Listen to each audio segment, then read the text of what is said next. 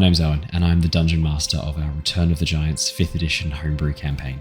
Hi, I'm Ali. I'm playing Lyra, the Eladrin Spore Druid, and she is just a little bit obsessed with mushrooms. Hi, my name's Simon. I'm playing the character of Ember. I'm a wildfire druid who's on a quest to be the very best there ever was. Hi, I'm Dave, and I play Harry Harrington, the Herringon, the roguish merchant with the heart of gold. My name is Christian. I'm playing Bartholomew, the romantic dancing Owlin, Paladin of devotion. Hi, my name is Matt, and I'll be playing Niles Silverwind, the Owlin, Way of the Sympathy Monk. Hey guys, I'm Jared. I play the character of Thrain, the boisterous frost giant, the Goliath, path of the giant barbarian. Hello there, lovely listener. This is just a warning to let you know that this episode of Return of the Giants may contain adult language or adult themes. Hello! Hello, everybody. Hello there. Welcome back to the Lost Archives. It is wonderful to see your gorgeous faces. We are here. We are back. We are playing the premier homebrew D&D campaign, Return of the Giants. And goodness me, do we have a exciting session in store for you tonight. Super quick apology. Simon is unable to make it tonight. He's messaged me to let me know. Hopefully we'll be able to see Simon again really, really soon. I'll keep you posted. Hopefully he's all going well. Otherwise, Matt is also on his way. He's running a little bit late because of work, so we should see Matt jump in any second now, which is super exciting. Fun announcements to share. More Baldur's Gate 3 will be coming out on Saturday for those of you watching live. For those of you watching this recorded, it's already out. You can go enjoy it right now. The Baldur's Gate 3 Bard-only playthrough has been so much fun. It is devolving into what can only be described as Bard-based chaos. We took on the Ramazith's Tower and the Night Song delivery to Leroican, and goodness me, a full Bard party is how that is meant to be played, that particular encounter. We are quickly discovering that the Bard... So as a Swords Bard at the moment, my armor class is 24. I'm immortal. Nothing can touch me. It's incredible. So, is this latest one that came out, is this the one with the thing sitting in the chair? Yes. On the thing, okay. Yeah. So we also discovered that druids in wild shape, and also if you have your tadpole power and you take on the Displacer Beast form, you can sit in chairs. The character model, the animal will compress its skeleton to sit in chairs if you are a druid or taking the Displacer Beast form. It is horrific. It is nightmare fuel. So enjoy that. That's been lots of fun. But I want to say it's been a lot of fun playing a Bard-only playthrough of Baldur's Gate 3. And as we near the end of Act 3, I'm going to be looking back on this with fond memories. I can't wait to viciously mock the higher vampire lord to death with the Band of the Mystic Scoundrel. I'm now taking 2 actions and then Vicious Mock as a bonus action, or Hold Person or Hold Monster as a bonus action. It's insane. Swords Bard is where it's at, buddy. I don't think I'm ever going to play anything other than a Bard ever again. It's the ultimate class, in my opinion. So it's been loads of fun. But yeah, that's pretty much the fun announcements I have to share before we go live. I was going to say Legends Arceus, not Legends Arceus, Legends ZA. More and more information comes out about it every day, and it looks amazing. I will definitely be doing a playthrough. I saw someone asking in the Discord the other day. Yes, I'll definitely do a playthrough, 100%. And the new multiplayer battles, which are like a 1v1v1v1, like a 4-player battle royale insanity, looks amazing. I'm definitely going to be getting Ali and Brandon to get a team together. I'm going to try and get Matt to get a team together, and we're definitely going to do some battle royales in that arena. That looks amazing. We might not be able. We might have to. Together. Oh, it's going to be great. I'm going to have to put a ban on our hacked Pokemon, though, Ali. I don't think we can allow any of the hacked Pokemon that we've got. I don't have any. I don't have any hacked Pokemon. What are you talking about? Yeah. What are you talking about? I don't know what you're talking about. No. Yeah, we'll save that. We'll leave them in Pokemon Home. We'll use them for Gen 10. Hey, we'll keep them for later. No. I mean, I'm saying Pokemon Go transfers are completely on limit. The Pokemon Go transfers. I can't get back into Pokemon Go again, man. I can't get back into it. It's going to control my life like it did when I was in Sydney and Melbourne. I'll think about it. Right. Cool. That's all the fun news I have to share. Let's do our recap and let's jump into the session, unless there's anything else fun before we jump on over. I can say Donkey Kong Bonanza, hell of a Really lot good. of fun. Ali and I've been playing that. It's been good. The co-op is a little bit OP though. Yeah. Just a little bit. What do you mean? What does the co-op look like? I was playing it like just normally by myself for a bit, and then Ali was like, "I want to play it," and then she's like, did her own save and let up her own thing, and we're like, "Oh wow, you can play it for like little brother mode, so I can control the other little character that sits on Donkey Kong's back." Oh, it's a bit like Mario Galaxy where you have like control of the little. Yes, because it's the same developers as Mario Galaxy. Just going around hitting things, it's just like a machine gun of destruction. Oh, I'm definitely playing this with Ali. Sorry, I'm definitely playing this with Alice. I should specify. I need to specify which Ali. I'm going to play this with Alice because she's a big fan of Donkey Kong. Donkey Kong Country, I think, was the first game she ever played way back when they got like a GameCube. Whatever. No, is that Donkey Kong Country? Is that what I'm thinking of? Can't remember. But yeah, I think Donkey Kong Country or something like that, or Donkey Kong 64 or something. Yeah, like one of the old original DKs. Damn. Okay, I'll get that. I recommend though it's it does take out all of the challenge in combat. Perfect. That's what I like.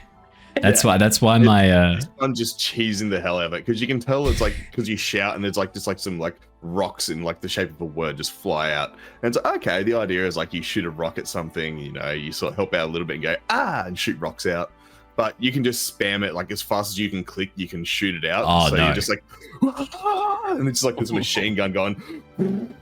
So like when we destroying the landscape. When we have the third-party Switch 2 remotes that have the macro on the back that you can hold down and it counts as the button being held. Because I've got that for the Switch. I've got a little custom thing where you can like basically program a back button as a little macro. And so I used to do it for like anything that I didn't want to have to press multiple times. There'll be that for the Switch 2 for sure. I think it was Nixie NYXI did the remotes for the Switch that were really cool. I have to see if I've got a Switch 2 one. They might be cross-compatible if it's nah. controller they itself. would be. It's just Bluetooth. That's actually going to be like a machine gun. Can you imagine? Send us the recording of what it's like with that, because I'm in there just like just button mashing like crazy. I'm like, okay. Good button mash. I might need to test this. You've just got like the TAS or something like that to it. I'll run some tests. And I'll get back to you on this. If it's a funny short, I'll record it and we'll chuck it up. Awesome. All right, let's do our recap. Let's jump into the session. Previously, the Tempest Adventuring Guild, a name now legendary across the lands of Nostea, is taking on the threat posed by the return of the giants. Lyra, Niles, Harry, Ember, and Bartholomew have sailed across the waves to the Shattered Isles, braving the hazardous erupting volcano and the elemental terrors waiting inside. With the volcano's fury quelled, the destruction of the energy siphon at its heart, the team are now in the floating city of Seastride, looking for a way home to Oxenfurt. With Harry kidnapped by the cloud giant at the volcano, Ember's fire spirit flicker no longer summonable following the release of elemental energy, and the team now caretakers of a giant energy core, it was decided that their next move would need to be seeking sanctuary in the nearby safe haven of Seastride. All is not dark, however. Bart's decision to dedicate himself to the goddess Melora has revealed some more information in regards to the disappearance of the giants, and has given the party a destination, northward to the frozen wastes the frost giants have been spotted exploring. The group are also now one member stronger, Elven Wizard Grimm having arrived fortuitously during the exploration of the volcano and agreeing to help the party unravel the mystery of the Heartstones. Transported across the waves by the crew of a smuggler ship, the Blushing Mermaid, the team have spent some time with the crew on the way to Seastride, learning about Captain Zinnia and her first mate, a strange warforged made of driftwood called Flotsam. With the gemstone taken from the volcano now safe in a lead-lined strongbox upon the ship, the team had some time to explore Seastride, keen to organise some transport back to Oxenfurt. While Grimm and Lyra travelled to the safe harbour tavern they were planning on staying at, Bart decided to try and get some information from the Aarakocra messenger tower. With Niles acting as a lookout, Bart disguised himself as a messenger bird and flew over to the landing pad, using a number of fake letters as cover to have a missive delivered to his partner back in Eris. After causing a ruckus on the ground floor, Bart attempted to force his way upstairs, stumbling upon a meeting between two peregrine falcon Aarakocra and a coastal screech Owlin. Focused on the tower, Niles was a little distracted, which allowed another Owlin to drop down behind him with very little warning. Surprised, Niles recognized the dark feathered barn owl as his cousin Soren, another member of the Silverwind family. Sent with a message for Niles, warning him about his avoidance of the responsibilities he has to the family, and revealing a little bit more about the situation in Eris.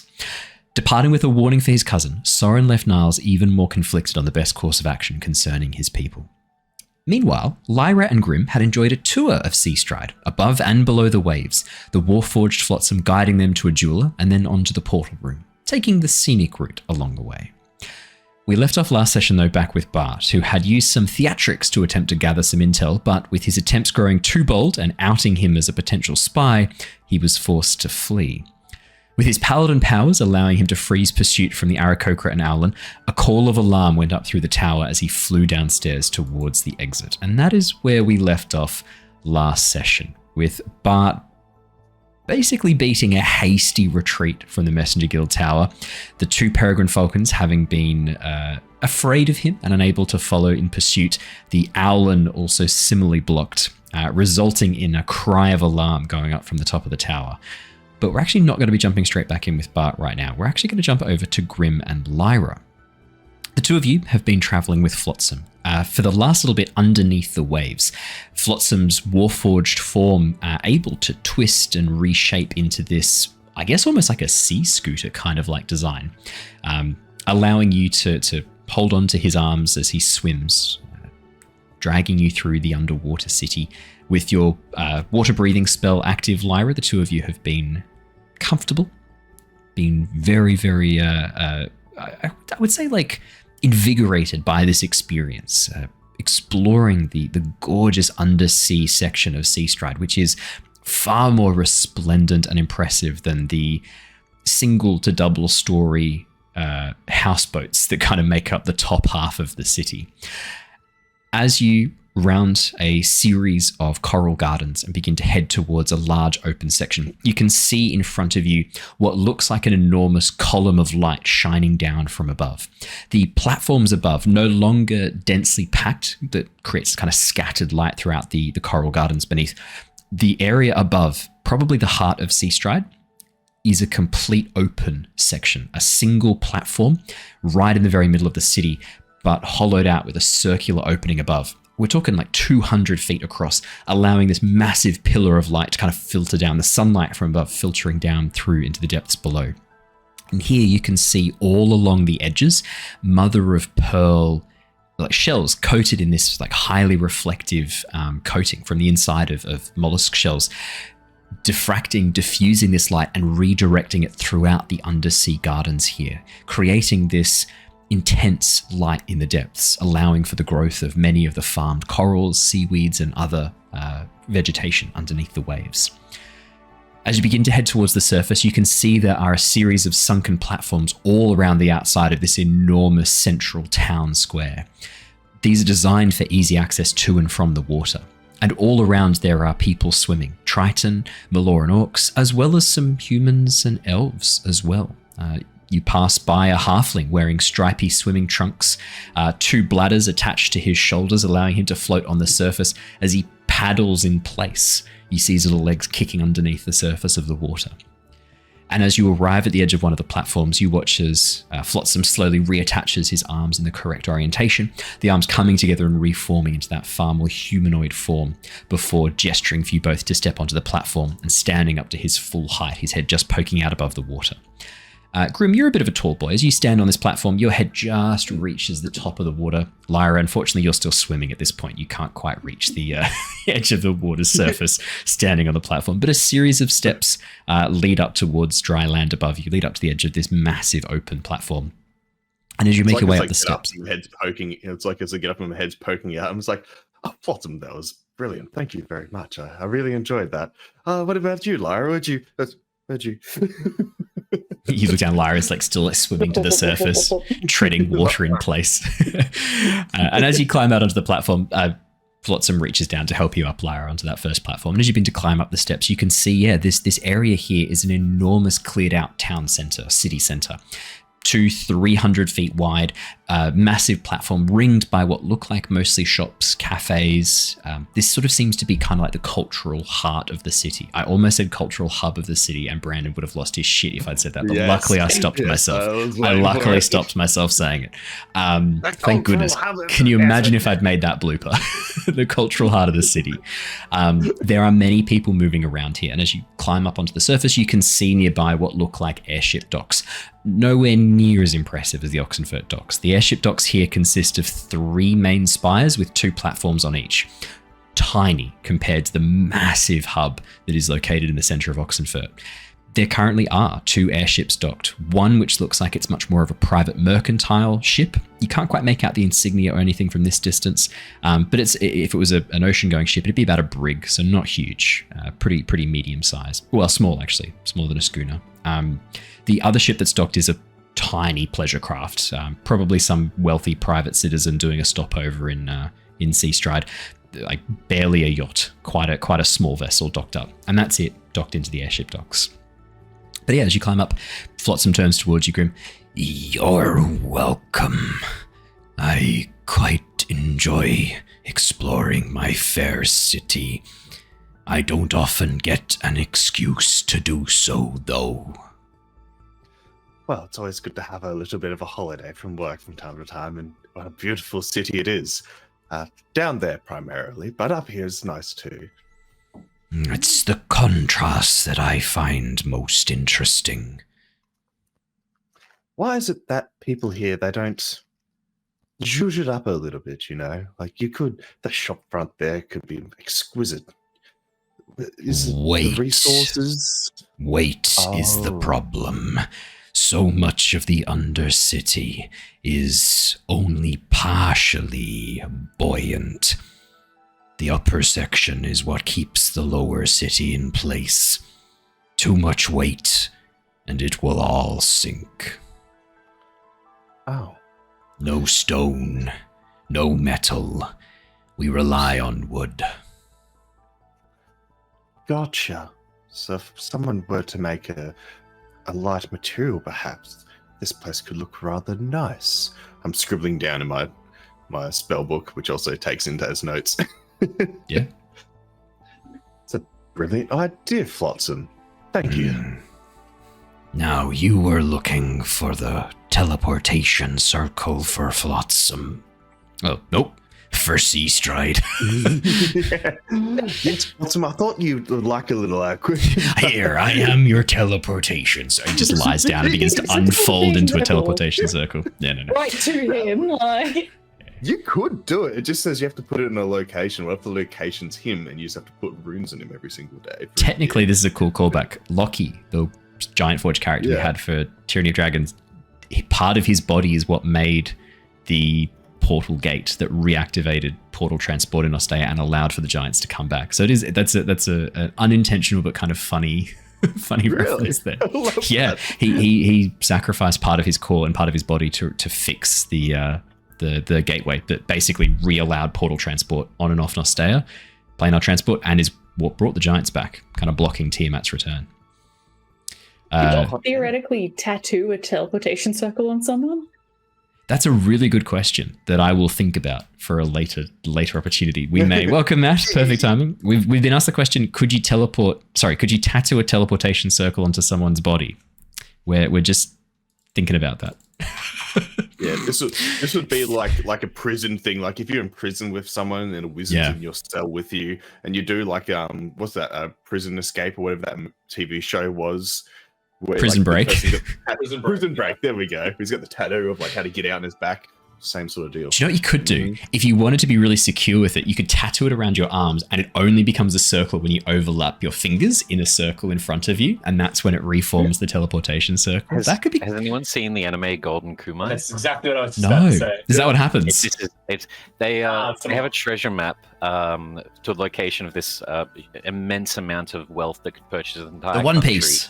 No, what? And they tattoo it across the bodies of like 60 inmates. Yeah. And then the inmates sort of riot, escape, get out. But you can only piece the map together by skinning all the inmates and laying it flat. Because it needs to be read flat. You can't read it while it's on their bodies. What are you watching? I love it. Just adding you to a watch list, Christian and Matt. Don't worry about that. No, it's great. It actually shows shines a light on the Ainu, which is like the traditional Japanese in the north, which is very cool. Not normally seen in a lot of Japanese media, so it's cool to see it represented. Check it out then. In a way like that, yeah, it's really good. Now that I'm up to date with solo leveling and Dan to Dan, I'll have to check it out. Yeah, Dan to Dan. God.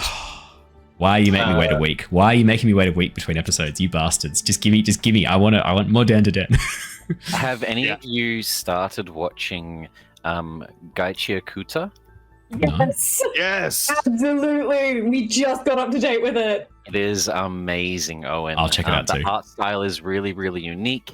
Like Dan, it's its own thing. I could see it and Dan being like 2025's big three with maybe a third one somewhere. I hope Dan is, because it's fantastic. I thoroughly enjoy it.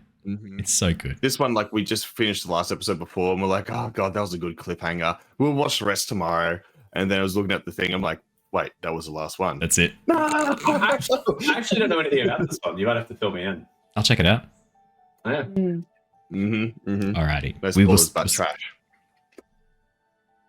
No follow-up questions. We're playing D&D. I'll ask you later.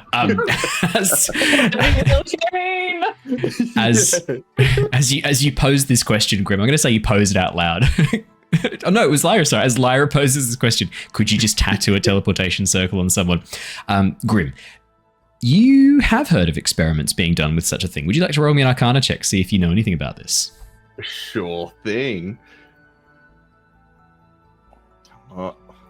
Okay, I rolled a 2, but it's still a 15. 15's not bad. Grim. The experiments with this proved very problematic. The issue is that the teleportation circle needs to be perfectly depicted.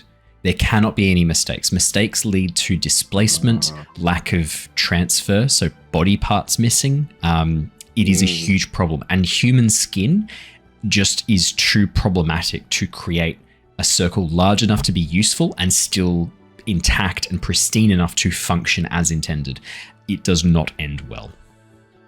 Yeah. Yes, it's something that's been tried a few times. I'm pretty good with leathers myself when it comes to skin, and even when you leatherize the skin, it's still, it can wrinkle, wobble, get caught in the wind. All these things are quite terrible for teleportation. Wobble? Yes, wobble is something that can happen. Yes, passerby, thank you. That is something that can happen with the skin, especially if you have a big meal of sorts. Best not to try it. Lost limbs, lost hands, lost minds of sorts.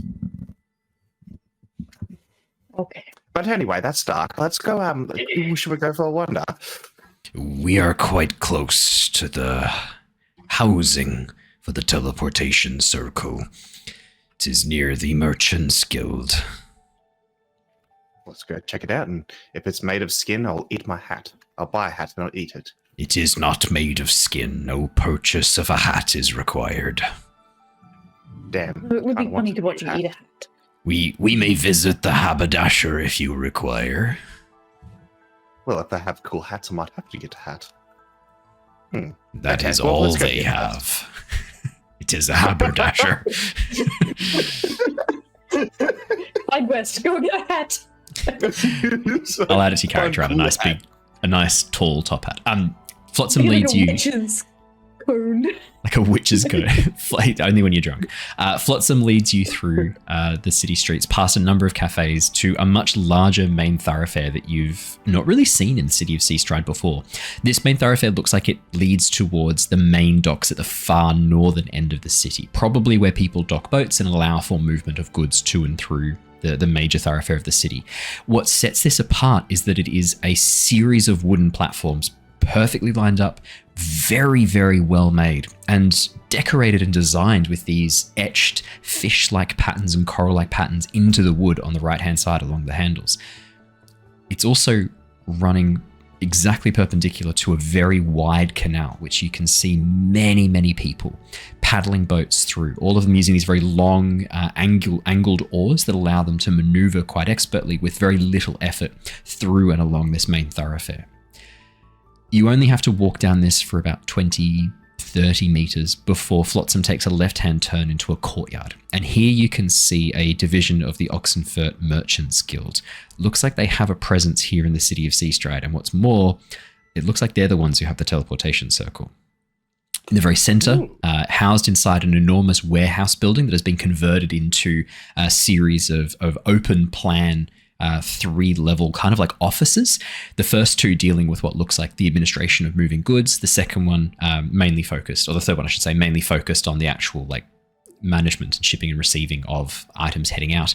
In the very center of the room, kept inside what looks like a walled-off metallic cylinder is the teleportation circle, and you can see that it is being administered by a lizard folk. Gecko-like, palish, greenish pink skin, large orange-yellow eyes, and looking a bit exasperated is a gecko lizard folk standing behind the desk. They are currently in conversation with a Maloran orc. It looks like there's been, from what you can kind of hear as you approach, something has been delayed in shipment, something that was promised. You can see the Maloran orc is holding out a contract, trying to get some more information from the gecko lizard folk, who is sort of trying to point them at another desk. This is not my department. You need to head upstairs. I cannot help you with this. Yeah, but can't you just teleport it here? You're in charge of teleportation. It's running late. Just pay for the teleportation. It's not my decision to make. I am an administrator. You need to speak to a manager. Please move on. I cannot help with this. As the Maloran orc finally gets the message and moves off, you see the gecko kind of like sigh, long tongue comes out and licks both eyes before moving back into his maw again. As he then looks around a little bit back, he watches Flotsam, nods and points. There's your teleportation circle. Oh, cheers, Flotsam. Oh, let's go introduce ourselves. I walk up to the gecko and put out my hand like, good afternoon. Grim.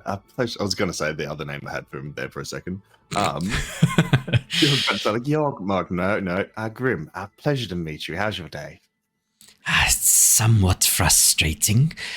Sorry. Nice to meet you. How can I help you? Well, I'm about to ask about the teleportation circle, but it won't be a trouble. Trust me. What was that guy's problem?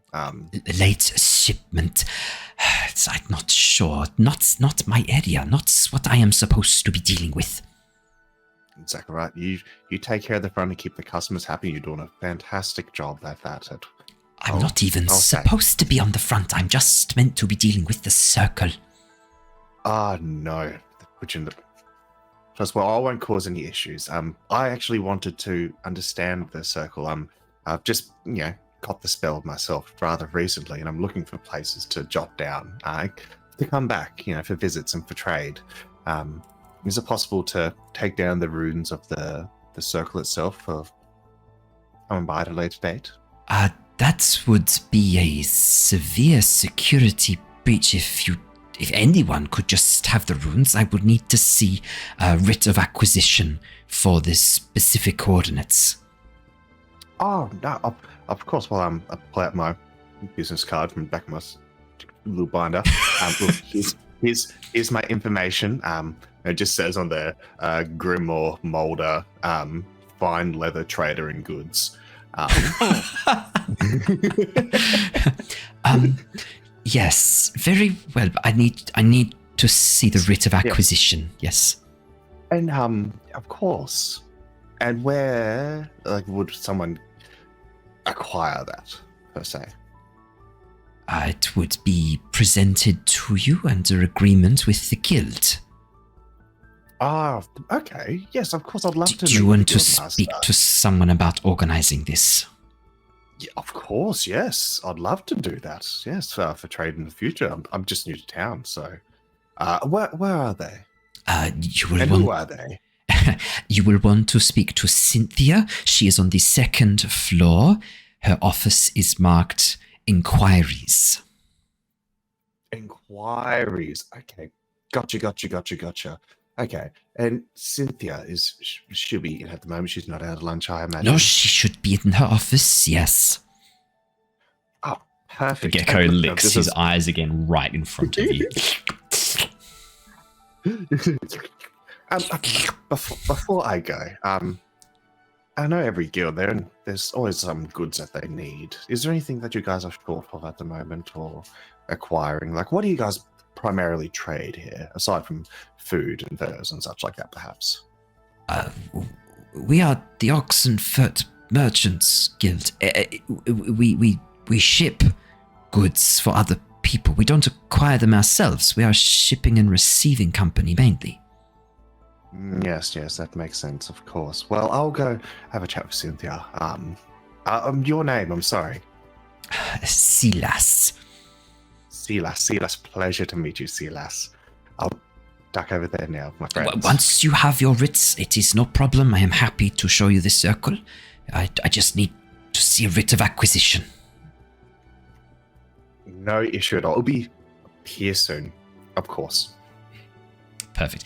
Yes, it is. That voice is surprisingly close to Mira. It's almost like I rolled a random NPC and rolled a lizard folk and had to be like, fuck! What do they sound like? And so then had to quickly improvise the NPC on the fly. I know I'm pulling the curtain back and showing how the magic's done behind the scenes. No, I don't have every NPC prepared. It's actually far more fun for me not to. That's what's fun to ask their names, their last names, where they live. Yep. Yeah. All folk just sound the same to you or something? Yes. Right. Yeah. All scalies sound the same. That's right. Yeah, and furries too. Fucking come out. No, okay. Let's jump in that community. Wow. don't get the furries. As you make your way upstairs towards level 2, we're going to jump over with Bart and Niles because fuck me, we need to deal with the situation that Bart has got himself in. Yeah. So you nearly forgot about this. Oh yeah, no. Let's put on. This one's called Tensions. This seems like an appropriate track. Let's just get some volume. Appropriate name. That's not foreboding. Is this tense enough? Nah, it's not tense enough. It's called Tensions. I need something. I need something more. They've just tried to drug me with a sleepy dart.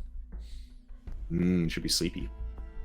Should be sleeping. No, that's not good enough. Let's go. Oh, Raging Tides. That's also great. That's also a great title for the episode too. That's a good one. Yeah. Oh. Yeah. No. There we go. They just tried to roofie me. Perfect. That makes sense. I'd be panicked too. Okay. Here's where we left off with Bart. Yeah, they attempted to fire a dart to put you to sleep. Clearly, your attempts to try and learn some information may have overplayed your hand a little bit and revealed a bit more about yourself to them.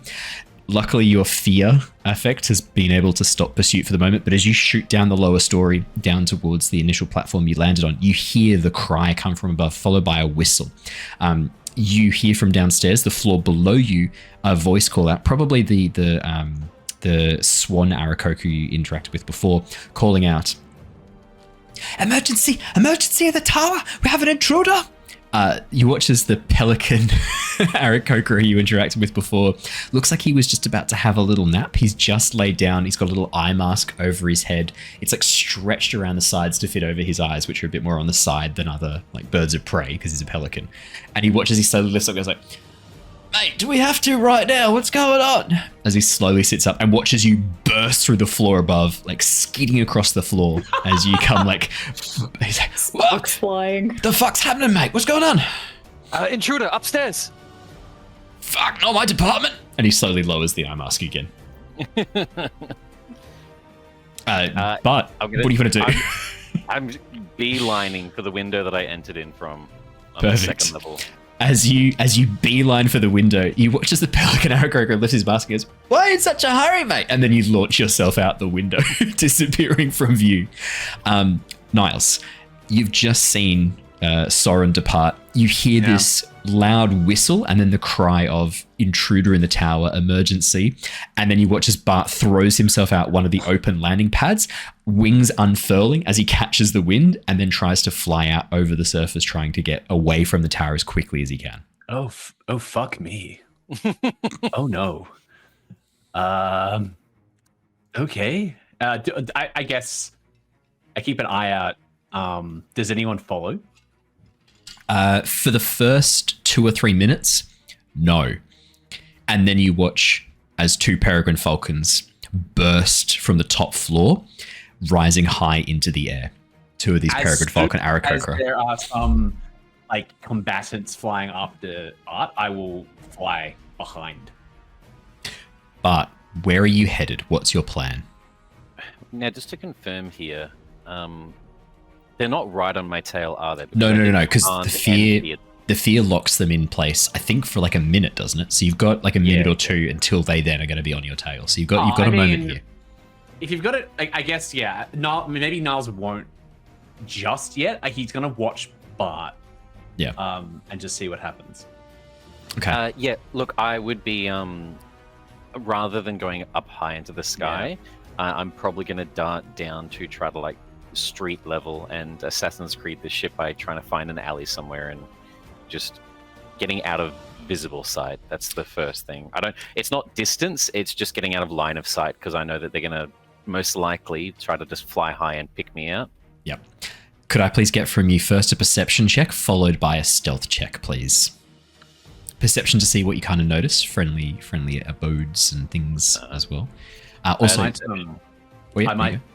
I would like to, if Bart is doing a decent job at hiding, I will still stay in this sort of vantage that I'm in, this vantage point, and I will still try and get like a good read on these Pellegrine Falcons that are kind of coming in after Bart, and then sort of try and track where Bart's gone if I can from where I am, but also keep an eye on the Peregrine Falcons and just intercept if need be. I'm going to use inspiration on the perception check, just because I feel like finding a hiding spot is better than just getting a really shitty hiding spot, but looking really good in it. So, yeah, that's probably fair. Brandon, when you get a chance, can you click on features and traits on your D&D Beyond character sheet, and then it will synchronize with Roll20. Yep. Hasn't? Okay. That's okay. All you have to do is that, and then it works every time. It's crazy. It's a weird little... so you have a 8 on the perception check. So it's 8 and a 3. We'll take the 8.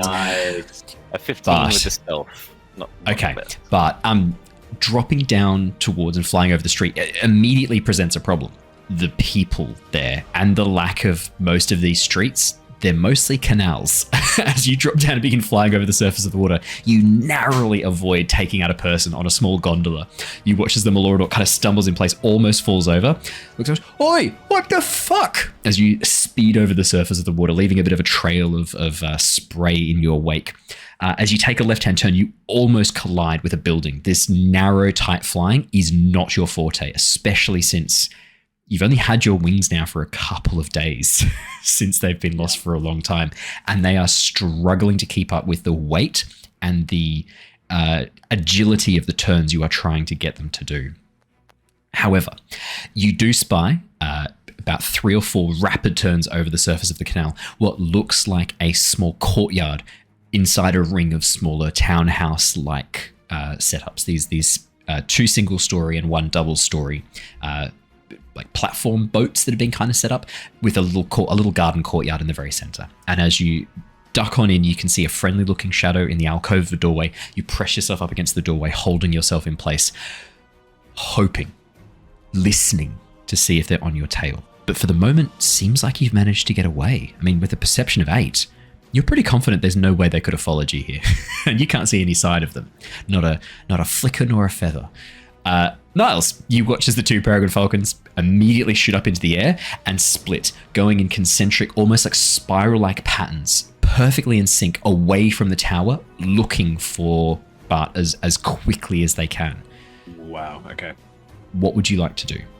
You sort of see where Bart drops down. He's not stealthy. You watch as Bart almost takes out a man. You can see the orc is still calling out, pointing towards where Bart fled. It's not good. This is the thing. Niles wants the element of surprise just as much as I think the Peregrine Falcons do. So Niles can't give away his position just yet to come and rush for Bart's aid. He wants to wait and see if the Peregrines go for Bart. And as soon as they sort of dive down, he's hoping that both of them will sort of go at the same time. And Niles wants to fly stealthily, mind you, and try to come in at the last minute to kind of to back Bart up. If that makes sense. Could I get a stealth check? Probably not flying up and down, but also probably trying to stealth on the Peregrines. In that case, then I'd love a stealth check to see how stealthy you are, to see if the Peregrines spot you. Oh, okay. I might need to use my inspiration potentially. I'm sure this will be fine. You're a monk. You're a monk. Oh, dude. 28. When I need to be. Let's go. Plus 9. Why were you worried about that stealth check, mate? Look, it could have gone really badly. I mean, rolling a 19 is also kind of helpful. Not gonna lie. That does help. It's also pretty good. That does help. Niles, I'm going to say that rather than sticking low, you actually are on this. As soon as you see Bart shoot out, you take off vertically, getting up high. You know, in your mind, they're going to be searching low for Bart. They're not going to be looking up. Element of surprise, best place for you to be hiding is actually plain sight above them. Look like any other messenger Aarakocra or messenger Owlin. Just be part of the surrounding structure. Be part of the surrounding environment. Let them spot you straight away and discount you straight away. So as you take off in a vertical ascension and then make your way over the tower, looking like you're on a trajectory to land, you watch as the two Peregrine Falcons note you and immediately pay you no attention. Their focus firmly fixed on the ground below, trying to spot Bart. Grim and Lyra, I am going to say that as you are like making your way, preparing to head upstairs, the messenger tower is not very far from the center of the town. It's like maybe 4 or 5 blocks. You do hear, if your passive perceptions are 13 or higher, you do hear the cry of alarm. And as you look up, mine's 11. 11. Grim, it's all fine. You're ready to get your writ of acquisition. That's all that's focused. A focused mind is a keen mind. Like you're ready to rock and roll. You know. As Lyra, as you look up. 18. I'm going to even rule with an 18. You don't spot Niles, but as that cry goes up, you do spot a flash of white, which is, you're pretty certain was Bart fleeing the Aarakocra Tower, which is visible from here. You can see the Aarakocra Tower rising up above. It's the highest structure in the whole city. And you watch as Bart drops down and disappears from view into the city streets. And then a moment later, you watch as 2 other Aarakocra fly up into the air and begin circling, clearly looking for him. All around you, people start pointing. Oh, what's going on over there? I don't know. Something's happening. Something's happening in the tower. Birds have got their feathers in a ruffle. As you see people beginning to... Did I spot is Bart sort of close enough to sort of get there in a meaningful amount of time? Yes. You don't see exactly where he goes, but just because of, like, specifically Bart dropped below the level of the rooftops, you're at the same level as he is. There's a lot of streets and buildings between you, but if you wanted to make your way over in the vague direction you saw him kind of heading, 100% yes. Yeah, I think I probably will. Like, I'll sort of, Graham, might have a mate that wants to catch up with us, so should we come back to acquisitions in a bit? Oh, but we just got to go see Celine now. Like, get the Ritter's acquisition. But if a friend is your friend, yeah, I think they might be looking for us. I thought I heard them. I pull out my pocket watch and what time is it? Would you say about now? It's probably close to mid to late afternoon. You guys have been here for a while, so yeah, we're probably heading into the afternoon. Oh well, that's 2, 3 o'clock. Close it. plenty of time of the day. No, well, let's go see your friend. Yeah. Okay. I thought there was some looking for us over that way. Do you need me to accompany you? Well, can't see it hurt. What? I was just thinking, I'm not sure if, and as, I'm assuming we're sort of like walking out as this is sort of happening. Yeah. And just sort of like, as a bit of a whisper to thoughts, and I'm like, I'm not sure how stealthy we need to be, seeing this friend, hoping that... I understand. I can meet you back at the ship if you need anything from me. That might be for the best. If you hear a bunch of combat, though, might be best to come try and find us if you stay close. My guest protection protocols will kick in. I appreciate it. You watch as he nods, begins wandering off. Just in case, I really sort of don't want extra beacon of attention sort of focused if we are trying to sort of hide. Perfect. And with that, the two of you take off at a run, trying to get to where Bart is. Perfect. Bart, a minute passes, 2 minutes pass. You breathe a sigh of relief. You're not celebrating too early. They just haven't found you. Mission accomplished. And it's that kind of moment of relaxation is when you look up, just checking to see if there's anything that you can see. There's not heard anything. And as you look up, you see a shape swoop over the buildings, pull back in, You reckon you were quick enough? They didn't see you. It's at this moment, Niles, you watch as one of the Peregrine Falcon Aarakocra, hovering over a series of what look like residential buildings, shoots up, does a single loop in the air, and then plummets down towards the ground. The other Aarakocra taking a sharp right-hand turn and spinning over towards that site as well. At this point, I'd like to try and get close enough, whilst staying in stealth, to get close enough to where I suspect Bart is, and just rattle off see if the mind link is up. You know exactly where Bart is. Right. You see exactly where he hides. So staying in stealth, getting close enough to talk to Bart, whilst also trying to keep an eye on the Peregrines. I'm going to say to Bart, what's the range of the mind link? I'm not sure. You'll have to remind me. I don't think it's very far. 120 feet. 120 feet. It's pretty close though.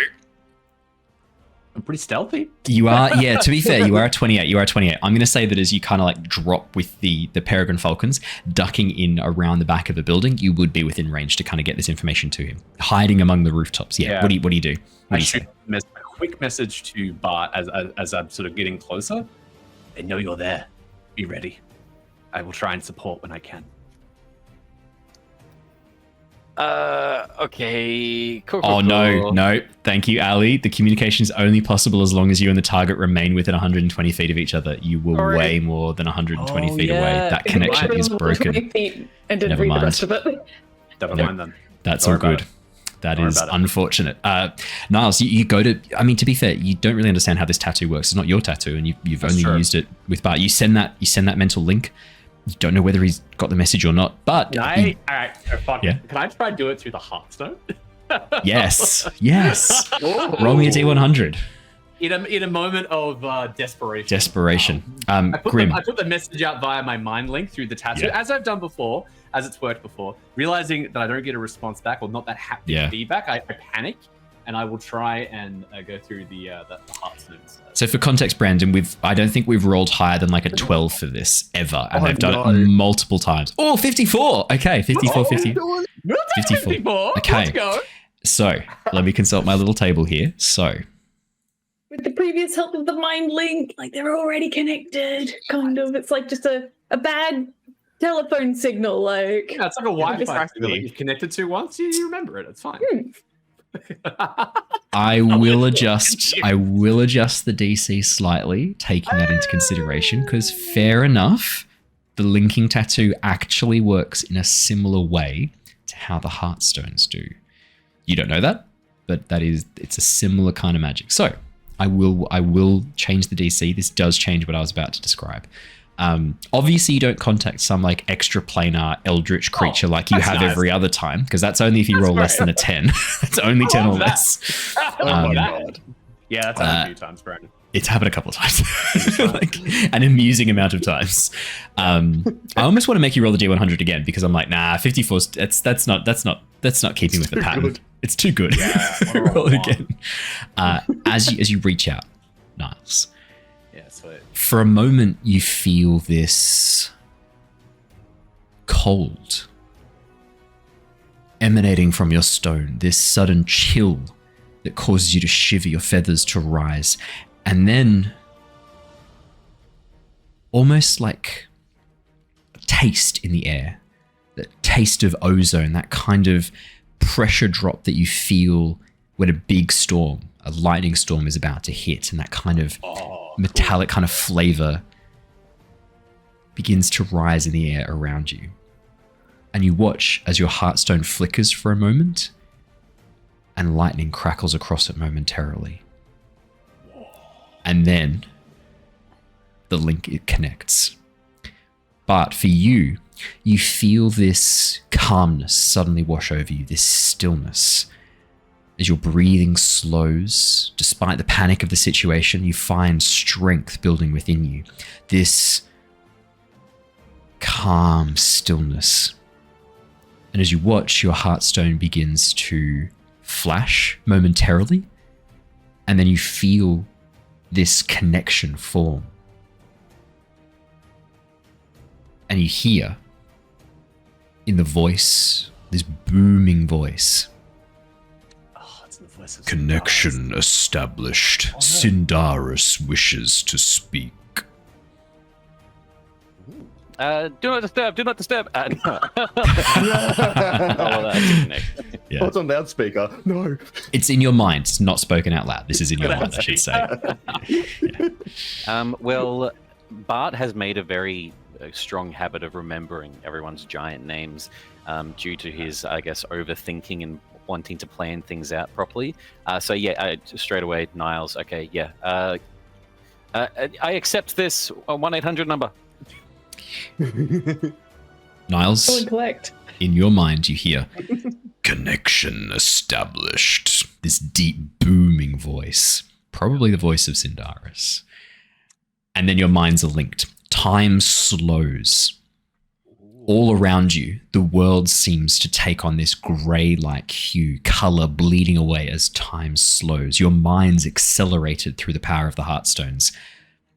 Niles, every second that's passing by outside is about 10 seconds in this kind of slowed time. You can't move any quicker, but your minds are moving at that speed. They are accelerated. You're currently under the effects of a thought acceleration while you are in connection with the Heartstones.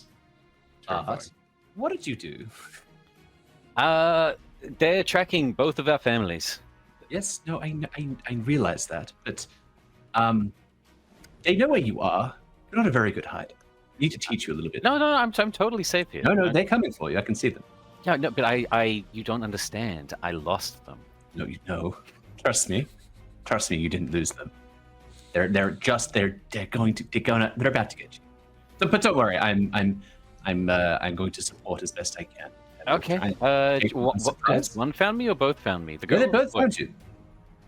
Yes, but the peregrines. Okay, is the owl here yet? No, I haven't seen an owl. Just the okay. Good. I guess that's good. And sorry, you said it's just the one of them? No, just both of them. Two of them. Both of them are flying together? No, they split off and now they're okay. Both. No, that's fine. Okay, yeah. If you come and help me out, we might be able to quickly restrain this one and then get away. I've still got Riz's manacles. Rather not. Yes, no, that would be good if we can subdue them. Quickly chuck them on and then just leave them there. I'm thinking like put them on the ankles quickly so that I might be able to take one out without much hassle. Actually, no, we don't need to put it on the ankles. This is an Aarakocra. We need to put it on the hands. Okay, yeah. Okay. Yeah, I'll wait for you. But I'm just pretty certain that I'm good. I can take one out. Don't worry. You might have to handle the other. With time slowed down as it is, Bart, you can see now moving slowly in front of you the descending form of one of the Aarakocra. You've talked for enough time that you can kind of see now moving in slow motion, descending, dropping from the sky. One of the Aarakocra. Apologize for my previous comment. You are correct. Yes. What did I say? It's important. Satine always told me that in relationships, and I need to accept when I am at fault. I am currently at fault. I assumed that I knew best. Help. Okay, this is what I'm going to do. As Niles in this state, right? So it's time slowed down. We've got this connection. Yes. Do I see? Okay, this is very important. Do they look about equal? They're obviously related. They look similar. Male and female, they look identical, even down to their clothing. It's mirrored, however. Do you want to make me a perception or investigation check now? See what else you can pick up. Definitely going to be a perception check. I thought it might be. Yeah.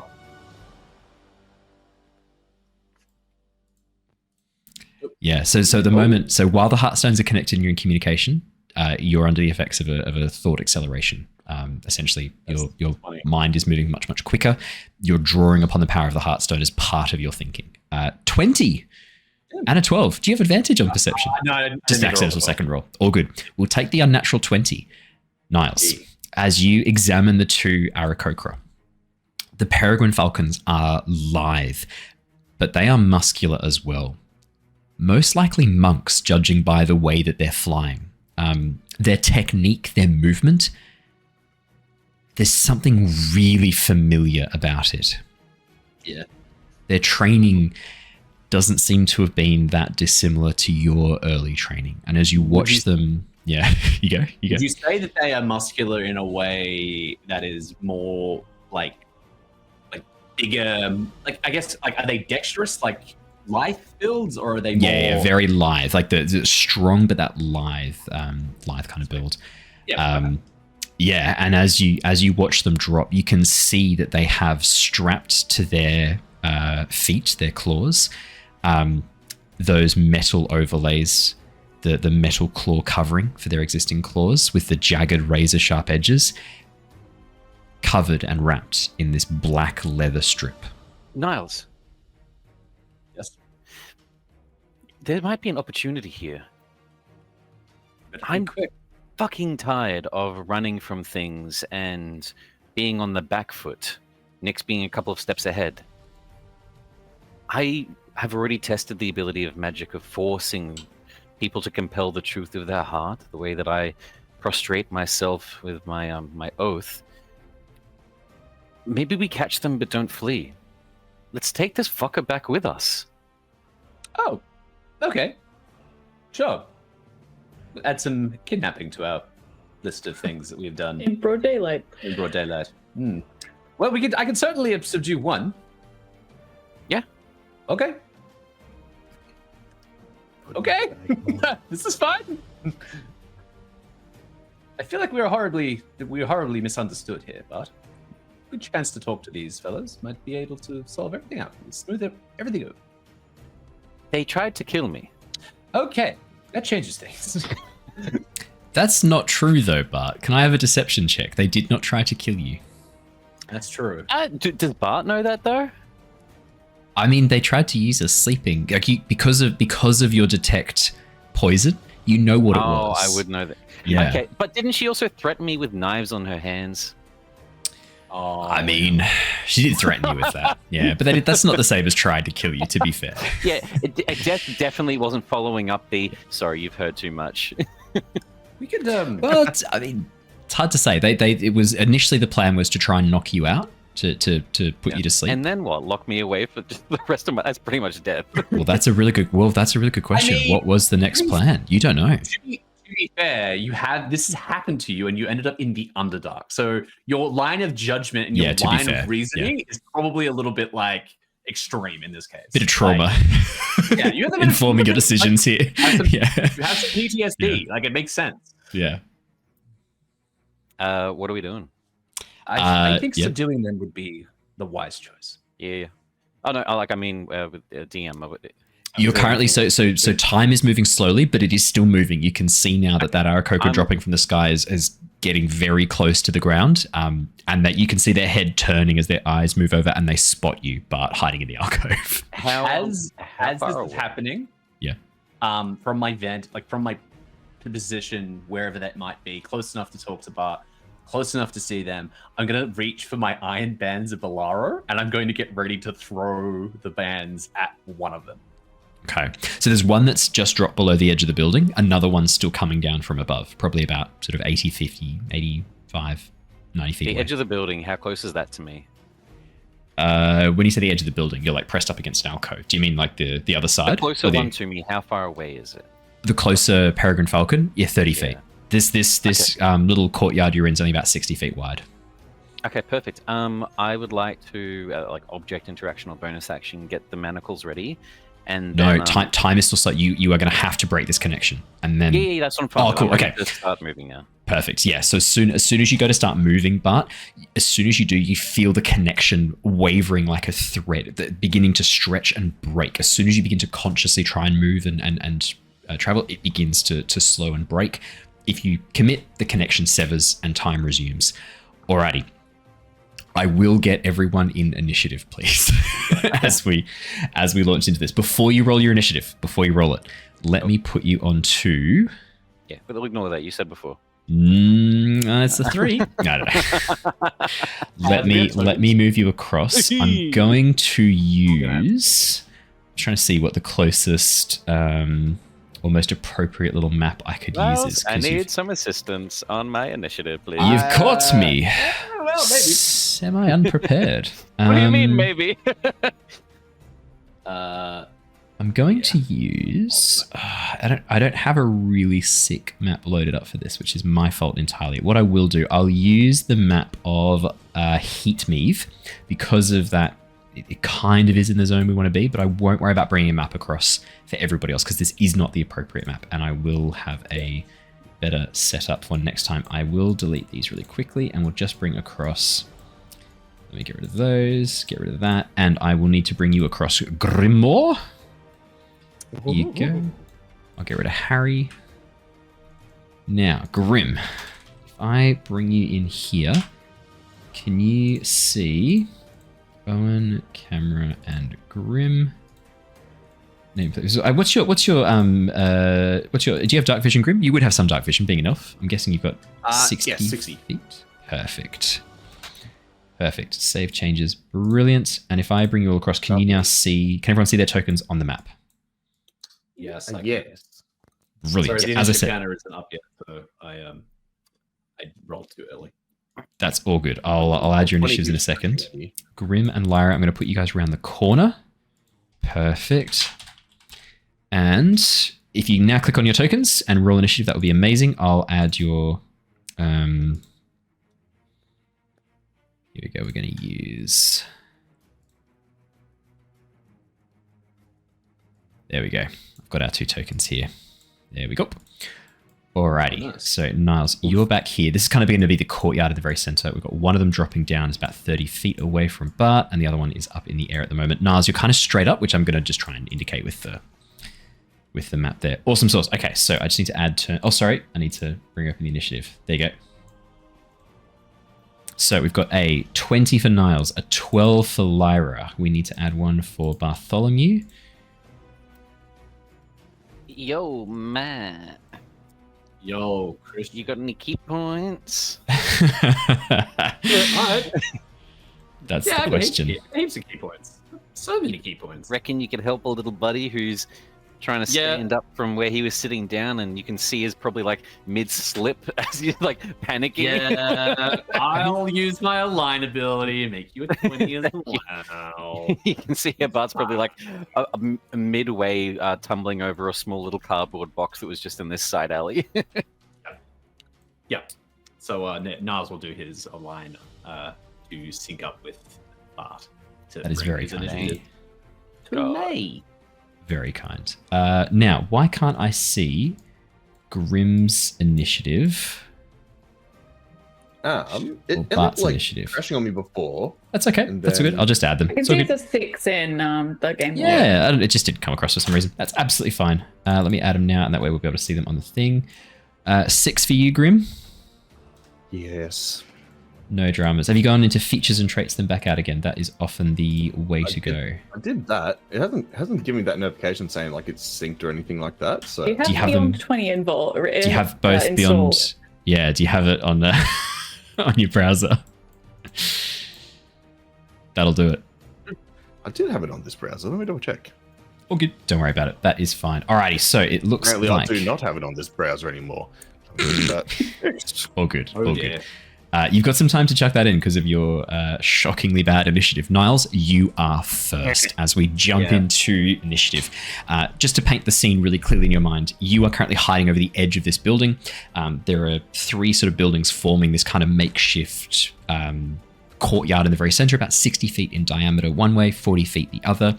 Bart is currently pressed up against the edge of one of the alcoves. You can see one of the Peregrine Aarakocra has dropped down into the center of the alcove. The other one is still 60, 80 feet above in the air and dropping fast. But from where you are, Niles, I mean, pretty easy to just jump out and throw the bands at them.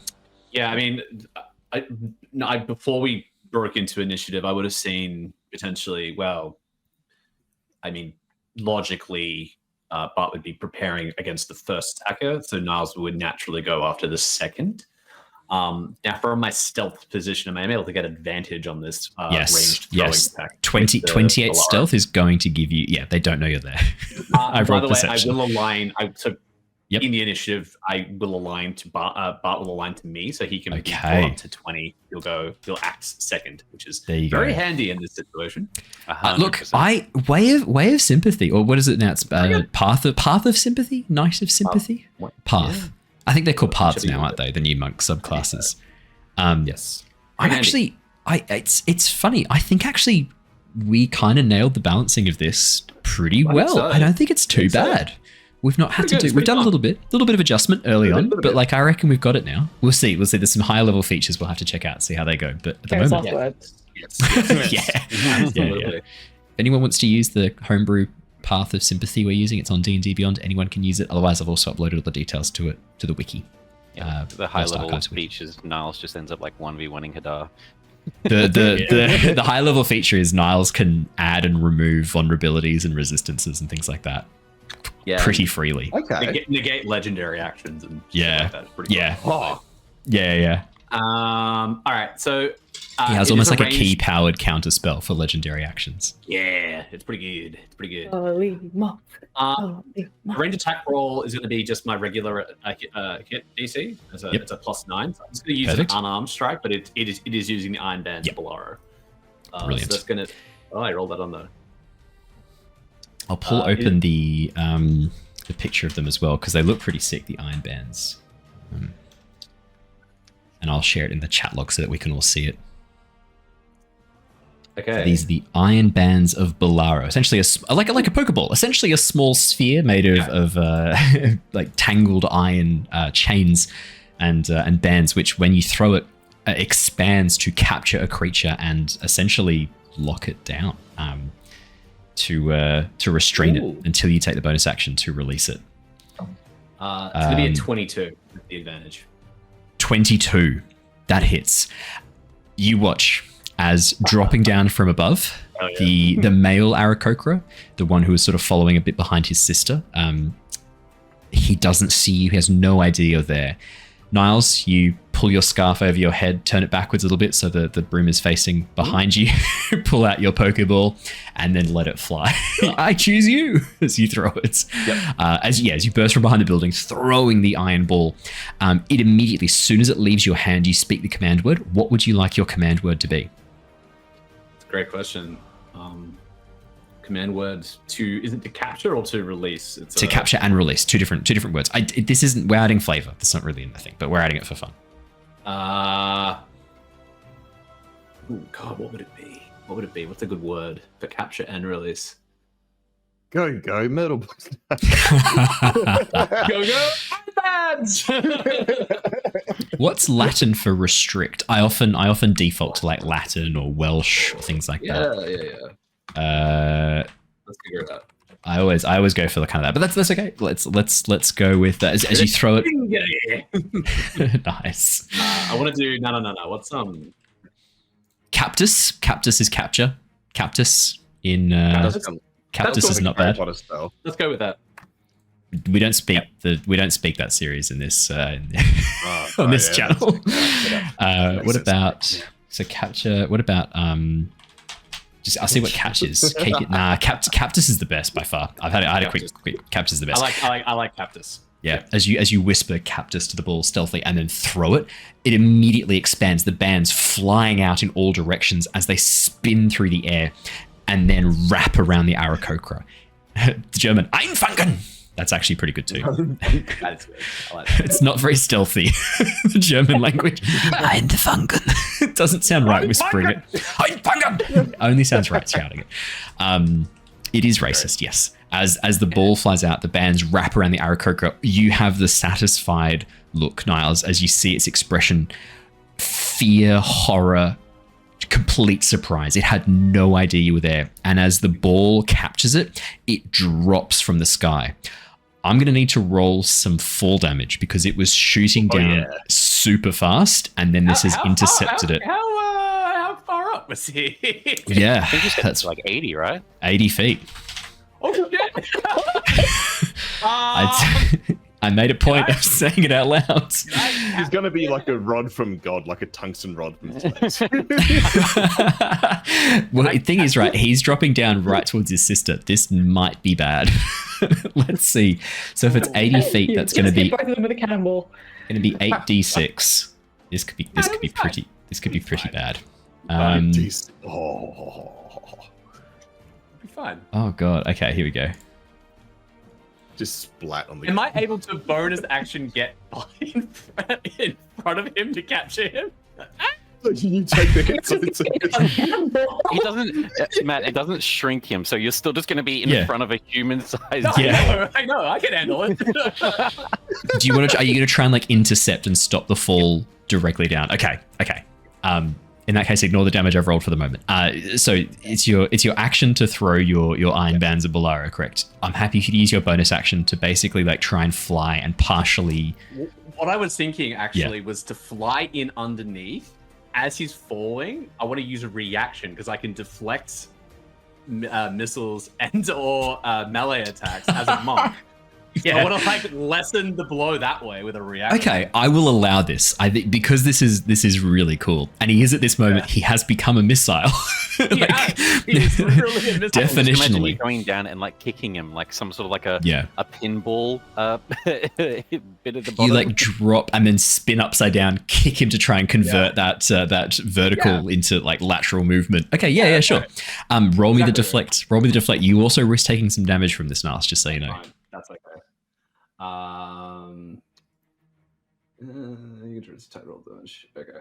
This is not how I thought this was going to go. Nah, neither. 21. Fuck, that's pretty good. The damage was 30 because I rolled a couple of ones on that. Oh wow, that's on the fine. 8d6. So it's only 9 damage that you and the Aarakocra take. As you like fly forwards, throw the ball up as he's caught and wrapped up, pinned against himself, and continues dropping. You spin underneath, kick him in the air, and throw him into the side of the building so that he crashes into the side and then drops only down like That's so 5 fun. feet. You have the satisfaction of landing on the ground right next to the other Peregrine Falcon Aarakocra, his sister, who just stares open-mouthed at her brother wrapped up in these iron bands. He goes, "Ow!" smashing into the ground as you then land there too, before she turns back towards Bart. Bart, it's actually your turn next because of the align feature. Unless there's anything else you do on your turn, Niles. Do I have a bonus action? You have a bonus action. Unarmed strike the guy that's restrained, just a switch head.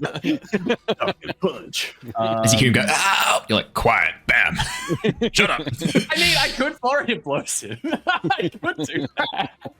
Negate the damage that you negated. Bro, You should just let him take it.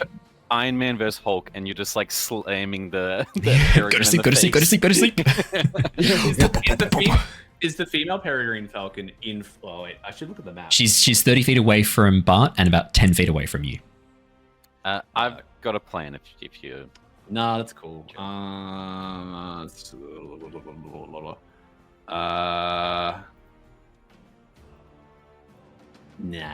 I think I'm good. I might just use a bonus action to take the dodge action. Perfect. Pick up Bartholomew. But Bart, the message sending to Niles before, it had enough of being the victim and needing to be saved by other people in these situations, and starting to get a little bit. I guess his feet in the role of a leader. His father coming out a little bit, and is just going to shout at the Aarakocra, approach, and I'm going to cast a command on it, please. Ooh, okay. I need to make a wisdom saving throw against your command. That is going to be a... Oh, sorry, wisdom, sorry. Let me roll that up. That is going to be a 5. Whoa, yes, lovely. Yeah. It uses all its movement to get within 5 feet of me and then ends its turn. Nice. So that'll be on its turn. The following turn, I'm going to use my action to manacle it. So I guess bonus action, I'm going to get the manacles ready and like place them in front of myself, waiting for it to basically put its hands in there voluntarily. Oh, that's cool. Nice. Alrighty. It is the Shadow Claws next. Spoilers. The one who is wrapped up in the iron bands. Can he speak while he is wrapped up in the iron bands? Yes, he can. He's just restrained. Yeah. Yeah, he's just restrained. Okay. He is going to attempt to break free. He's going to make a DC 20 strength check. Yep. I don't think this is going to go well. That's why I wanted to check his strength. So 12. No, as he kind of rages against sister, as he's trying to like get out of it, as he watches her kind of like get charmed and then begin to wander towards you. But yeah, you watch as she wanders over towards you. Yeah. The really great thing about this is he can't do it again for 24 hours. So. Oh, that's his only breaking attempt. That's only breaking attempt. Oh my god. So now on a failed check, any further attempts made by that creature automatically fail until 24 hours have elapsed. It's so bad. It's great. I don't know what you're talking about. It's awesome. As the female Aarakocra approaches, she walks towards you, and then the charm kind of ends, and she looks around like, what? And at this point, you just held action. Manacles on. Yeah. So these are the really cool astral sea looking high-tech manacles. It doesn't change the DC or anything, but I'm just imagining like a bottom part and a top part rather than like iron gauntlets, and this like techno looking stocks just closes over the wrists. Now, how are you binding her hands? So I'm going to do the manacles with the hands, not the legs. Yep, cool. So how that's what I mean. How are you like just manacling them in front? Are you manacling them? Where are you manacling her hands? She probably wasn't going to like put her hands behind her. Would have had more problems. So just in front. That's fine. Cool. So it's just her arms that are manacled. Wings are still free. Legs are still free. Correct. Cool. That's what I wanted to double check. Awesome sauce. Lyra and Grim. I'm going to have the two of you. I think I'm actually going to pause initiative because at this moment, one of them definitely can't go anywhere. And the other one, actually, no, I won't. So that Lyra and Grim, Lyra, technically your turn next. At this point, as you're kind of sprinting along, you see Niles like jump over the top of a rooftop, throw the iron bands of Lyra, and then disappear down into the courtyard. You're only about sort of 60 feet away, the two of you, at this point, as you're kind of sprinting towards it. Yeah, all right. So I'm going to sort of come into eye line of them, sort of see the situation. One of them sort of contained, the other one's arms are manacled, but not the wings, sort of see that they can still fly away. And I'm of two minds. Either how much of a attention, like from passers-by, other people within line of sight, like... The good news is this little courtyard is pretty private. No one's pointing into the courtyard. People were pointing up at the roofs when they watched all of this kind of happen, but no one has come around to look in the courtyard just yet. All of this is happening very, very quickly. Because we're in the spot that I tried to hide, right? Exactly. Yeah, this little kind of secluded courtyard. But again, like these are residential buildings. There could be people inside these buildings who were very quickly going to be coming and looking out the window to see what the fuck's going on. In that case, I'm going to sort of get Grim to sort of follow me so that we're all sort of within a 30 feet sort of area. And I'm going to cast Pass Without a Trace just to sort of try and stop as many sort of, lookers in, rubberneckers. And then I'm going to, if I can, sort of, with the building damage, how close is the building damage to sort of the Pass Without Trace? There's like with the damage to the actual sides of the building where the Aarakocra was kind of thrown into the... Is that what you mean? The cannonball, yeah. That's the cannonball landed, right within the realm of the Pass Without Trace, inside the courtyard. So the courtyard itself is kind of 60 feet across, but all of this is occurring like one corner of the courtyard. You could easily cover it with the Pass Without Trace. All right, so I'm going to Pass Without Trace, and then I'm going to sort of turn to Grim, like, hey, Grim, can you fix things? Yeah, I'm pretty good at fixing things. Yes, of course. What do you need?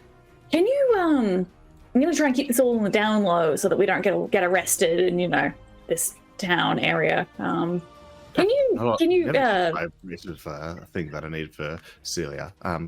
Yes, sorry. The damage of this building. Is there something that you can do about that?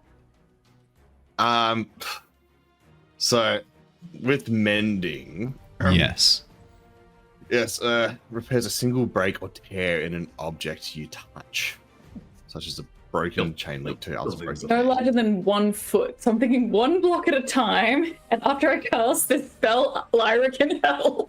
It takes a minute to cast. No, it should be a 6-second thing landing, right? 1 block at a time. Cast at will. Casting time 1 minute. You'll be here a while. Yeah. There might be more helpful things you can do right now, Grim. Yeah. Yep. So they're detained. They're that. Did you? So we looking to restrain this person? Is that the plan? Yeah, I think looks like their hands are done, but they might still be able to fly away. Do you have any rope on you? Yes. Can I borrow your rope, please? Yeah, I just pass it over.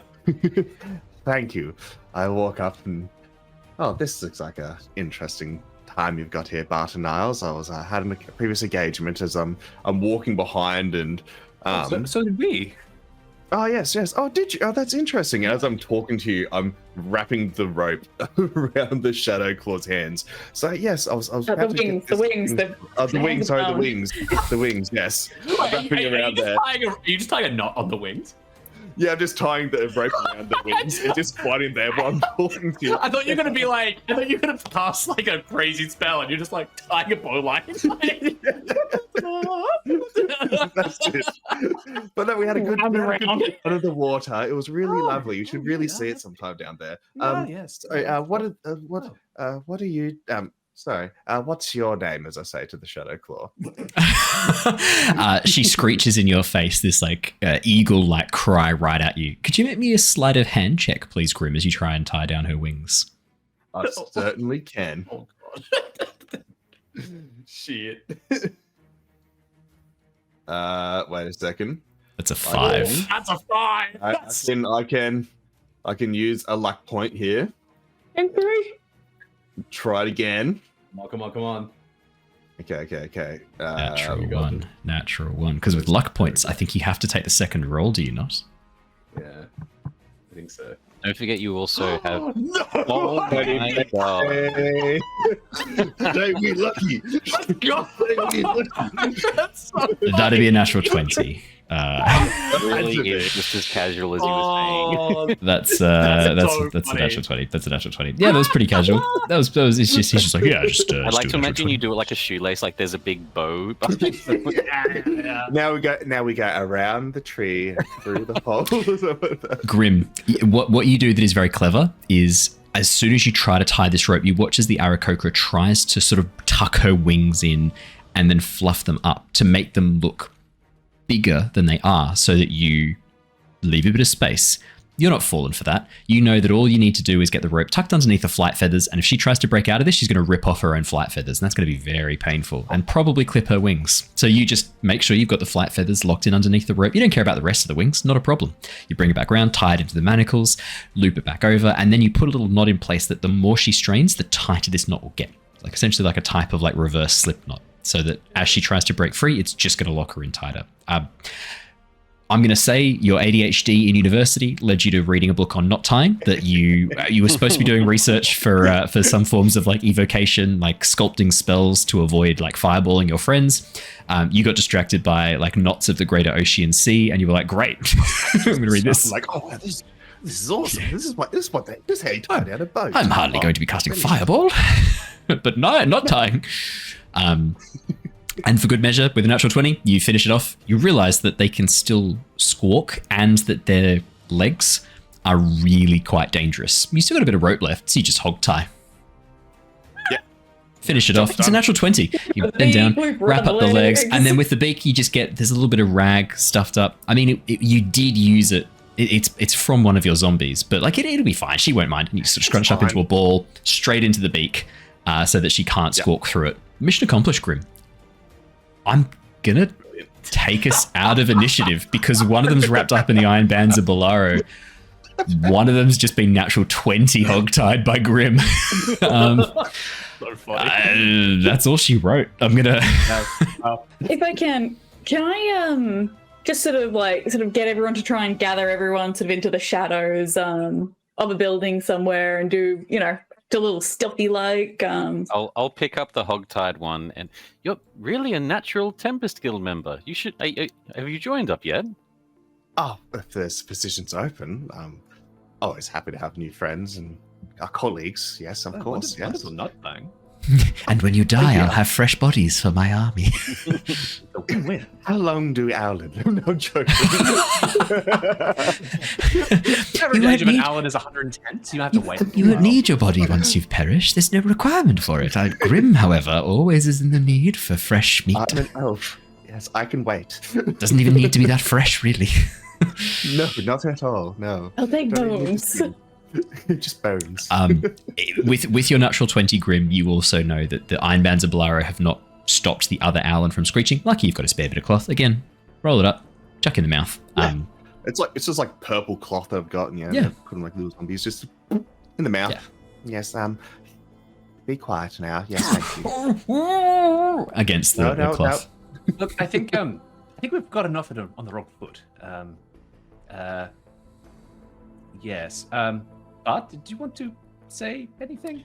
I'll give a rundown to the party quickly for like a minute or two on the arrival to the outpost, the map and trackings of Otto, Nyx, Niles, all members of the Silverwinds, as well as my family members, and that there was a lot sort of happening, that possibly the Messenger Guild maybe is even not in cahoots with the Silverwinds, and then furthermore this like trio up there of the siblings who definitely give off assassin vibes, the Owlin who attempted to knock me out, and the threats that occurred, and just a rundown of there's something happening.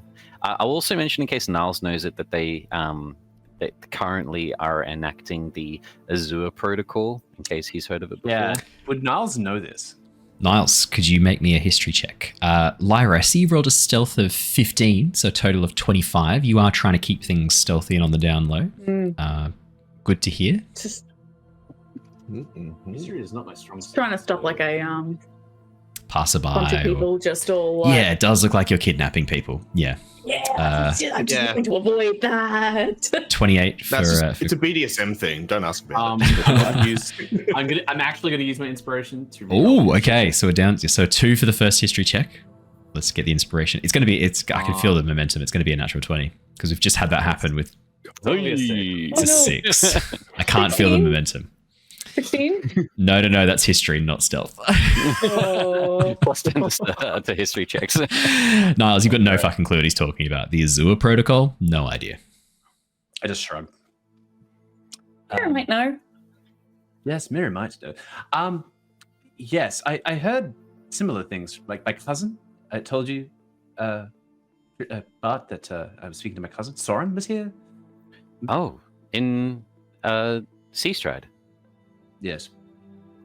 Why? It's a great question, actually. I thought I did a rather good job of trying to hide my presence, but I guess when you're part of an illustrious group like us... Wait, so Soren didn't just happen to be in Seastride? He knew you were here? He seemed to know. It seems like a rather strange place to just run into someone, especially someone from the family. I suspect that there might be something on my person that he's tracking, actually. Lyra, I might need you to check through my things after we get away. Is there magics that can track spells like that? I think scrying especially. I mean, imbue an object and place it on their person. It's that is possible. Bit of a beacon. Can I detect magic on him as they're talking about this? Like, potentially, yeah? Yeah, Niles. Niles? Yeah, Grim. Of course you can. On Niles. Grim? Oh, yes, if you want to do it now, that's fine. Oh, absolutely. Yeah, if it's no issue. Just give me a second as I'm just staring at you intently. I just wow. Ooh. You can cast it as a ritual if you like, Grim, so you don't have to spend the spell slot for detect magic. It does mean you'll take you 10 minutes, I think. I've got like a daily use of it on the elven lineage. It gives it to me as well, so I've got pop it straight away if you like. Yeah, for sure. Pop that one. Don't have to use the spell slot for that one. Grim, as you activate your detect magic, same as you've seen before, all the heartstones glow with magic. A few of the items the party carry glow with magic. But as you sort of pay close attention to Niles and sort of have a bit of a look over, there's nothing really glowing with any specific magic that would indicate like divination magic placed upon Niles. But then again, you would know that the spells like scrying and things like that often don't leave a trace on the person who is being scryed upon. When it's active, when the spell is active, a little spectral eye appears that's invisible to the naked eye, but detect magic would catch it, but that's only when the spell is active. Locate object or locate person. Again, when it's active, there might be a thread connecting, but it'd be nothing right now. Gotcha. So we're safe now. No one's keeping an eye on you. Now, someone might be keeping tabs on you, though, is all I can say. Well, that doesn't surprise me. I'm sure the family would have what they need to be able to track me quite sufficiently. I've not considered scrying as one of their tools, but that makes sense. That's unfortunate. I should have considered this. Anyway, I'm getting ahead of myself. What about our friends here? I want to question them. Find out if they know more about what's happening in the city. Find out what's happening with whatever they were planning with the Owlin. They were going over some sort of... Well, perhaps I should let you know what I know, what Soren told me. And I will, again, kind of talk briefly about what Soren mentioned about what was happening with the heiress. Lyra, you want to say something? Can we make perhaps a move into a slightly less conspicuous location? Sure. You mean just the building damage around and the two currently bound people. Do you want me to wheel my friend down the street here? In his, thinking just like a shadowy, alleyway somewhere. Something further back. Oh, sure. Yeah, just away from the obviously damaged building. Well. And the giant cloud of dust. That's fine. It's just As Lyra says this, you see the building right above you, ideally, not the one across. You see a person come out and begin to look out over the edge, trying to see what they can see from here before moving back inside again. Hush them down, into yeah, sure. Let's go for a walk. A roll the peregrine in the bowl. Holding the shadows sort of around us, hoping we're not too obvious. Bart will have a look around to see in this courtyard if there's any buildings, doorways, or anything that look... I'll just approach one of the closest ones and just see if I can hear anyone on the other side. If not, just try to, break in. Yeah, do you want to make a perception or investigation check as you press your ear to the door, listening in? Stealthy. 4. Nothing on the inside. You're 100% confident no one's there. Super easy. Bust down the door, head on in. Okay, perfect. I'll try the door handle, see hopefully if it's unlocked. As the door handle does not unlock. Okay. I would still be trying to steer him away. I'm like, obviously damaged building. It is obvious. Oh, where are we going to go then? Obviously, we do what Niles is saying and just roll them down the street. We're going to get more eyes on us, aren't we? We just go further in. I could pass without a trace. We'll just move. You're not invisible. You're not I don't invisible. think pass without a trace works if we're just walking down the middle of the road. It's not how pass without a trace works. You're still carrying two people. That's disadvantage on dexterity on the stealth checks for sure anyway. Wouldn't be looking at the doorway directly underneath the damage. We're in a courtyard, right? So there's 3 other technically walls with doorways and buildings. There are, yeah. One of the other ones. I'm not going to want to worry about wasting any time. We've got the stealth check around us. I'm just going to stone giant strike the door handle as I force it open. Okay. Perfect. Yeah. Perfect. Where we saw the person looking in at us, was it? I'm not going to be that much of a dick. I don't think Bart would do that. I'll use Mage Hand to close the window from below if the person's. Yeah. Wait, if you're just trying to unlock the door, I could just open it with my chime. It's at that point Bart strikes the door. Roll me damage. It's a stationary object. I want to see how much damage this is and how loud it is. I'm just going to kind of like a bank robber that would elbow glass. I'm just going to look around left and right, lean down a little bit, and then just elbow the door handle. Plus my strength, so... Look, not too much. 5 points of damage. Hey, that's kind of ideal. The door immediately, the hinge swings open. The door breaks through the very simple latch that's on the other side. The wood splintering as the metal is popped off. And as you push inside this ground floor, you can see that it is actually the back entrance of what looks like a shop. On the other side, there must be the storefront. This area that you're in right now, this kind of back entrance, There is no one else around you. It doesn't seem like there's anyone nearby, but you can hear voices coming from the front of the shop. You're currently in like a back room behind a storefront. Better than grab a chair and prop it up against the door to try and wedge it closed.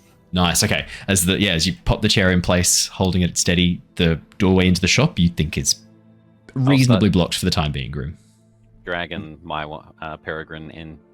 Like carried mine in. As you drag the two Peregrine Falcon Aarakocra, the twins, into the room and lay them on the ground, one of them bound by the iron bands of Lyra, the other one very skillfully hog-tied by our wizard Grim. As they lie there on the ground, anger burns in their eyes, and you can see them no longer trying to squawk or scream through the gags, silent, assessing the room, looking at the entrances, the exits, for things around them, and sizing up each of you.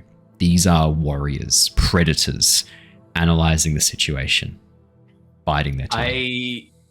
I see them doing this, and Niles kind of like picks up on this. I see what you're trying to do. It's not going to help you. I'd do the same thing if I were you. I give them like almost like an intimidation like look of like someone who might have been like them at one point. Both sets of eyes, golden and hawk-like, immediately lock onto you, Niles. Slowly look over you, and then look around the rest of the room quietly. I just want to say massive thank you to the two raiders who've just come through. Schedule Conflicts, I love the name of your channel, that's brilliant. And Sophie Quests, also a great name. Welcome to the Lost Archives. It is a pleasure to have you both here. Thank you so much. Bart's going to start in case it maybe gets them to speak. Plus, I don't think we're going to be letting them go anytime soon. Take off his disguise and show, I guess, who he is to them. Pulls out like one feather. But neither of them seem to react.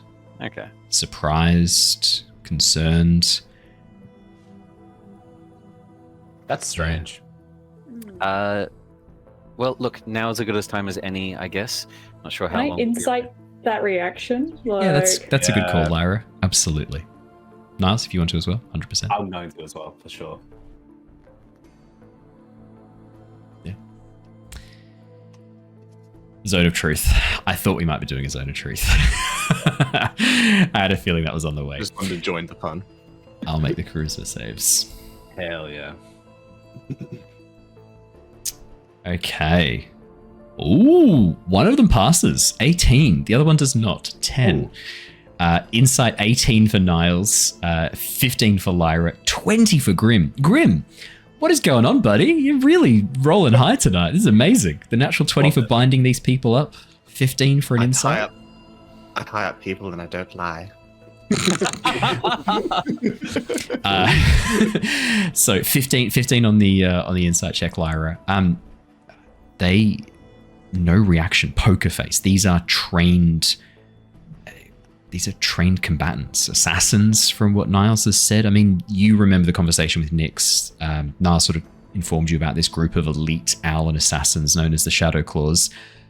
You get the sense these might be two members of that organization, shall we call it? That especially after clocking the Talon weapons, which Nyx did use as well.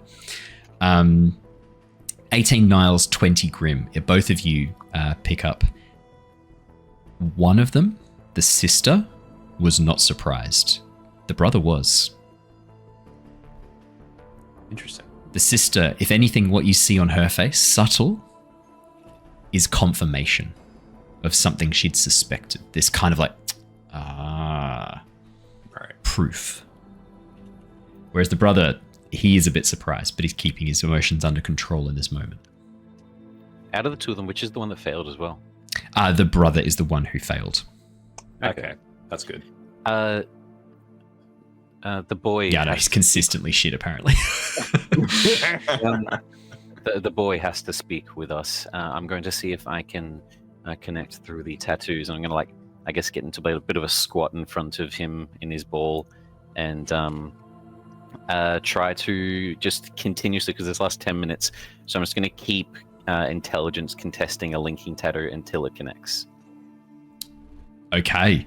Look. Or just brute forcing it. Yeah. He's not high on the intelligence. That's a 13. I think that's already a fail, right? From memory. It's a contested one. This one, 15. So yeah, it is a fail. Yeah, it's already a fail. First try. Yeah. Wow. As soon as it links, you hear him go in his mind. Your magic won't work on me. I'm not going to speak to you. I'm not going to tell you anything. You're not? I'm not going to tell you anything. I see. Okay, well, so we don't have any use of you then? No.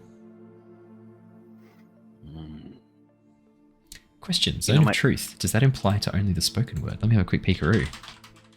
Ooh, I gotta quickly check. Check. If it says you can't speak a lie, he's in the clear. Can't speak a deliberate lie while in the radius. Brilliant. Okay. Fantastic. Okay. Fantastic. Would can I do an Arcana check? Because I know, people usually know how their spell works, but I've been role playing that Bart doesn't. Like he's learning. Not really a all of magic this. boy. Yeah. 13. Are you happy for me to know the difference? You know that the spell only controls the spoken word. The magic kind of stops them speaking a deliberate lie. It doesn't change your thoughts. It can't prevent what you're thinking. That would be kind of crazy if it could do that.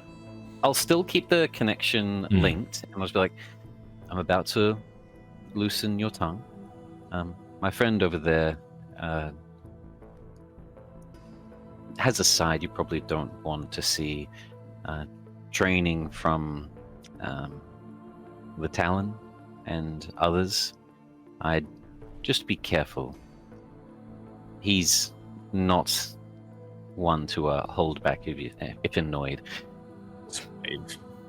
Just hello. Let's keep this nice and civil. That way nothing needs to happen to your sister.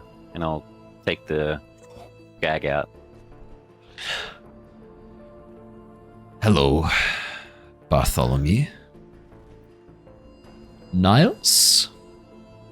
Hello. Have we met before? No. But I know of you. Oh, that's I know that the threats that your friends just offered will not be followed up on. You're not the monster. You failed in your training. I kind of give him a bit of a squint. As he smirks back towards you, Bart. Nice try, but I know of Niles. I know of his weakness and failure to pass the training. I'm not afraid of him. I'm not afraid of you. I'll hearing that, I'll just chime in while I'm just putting the door up. I'll take your bones though if you're not using them. I'm talking. I've heard they're rather light. I'd like to have a light friend. Sorry, continue, please. What are you talking about? Well, no, we need him. You can't raise him from the dead yet. We have use of him. Maybe once we're done? I think Grim is saying he'd be more useful dead than alive, but anyway, carry on. Of course, yes. Yes. No, sorry, I don't mean to intrude. Sorry, apologies. Continue. What's the Azure protocol? Let's just keep this formal. You want to get out of here safely, I'm guessing? I failed in my mission. I've been captured by the enemy. Death awaits me no matter what you do. Doesn't await you if you and your sister flee. Who says you have to return? You can't flee from the Shadow Claws. You have no idea what you're up against. They're everywhere. Niles fled? No, he didn't. Niles was deemed not worthy enough to be a member. That's a very different thing.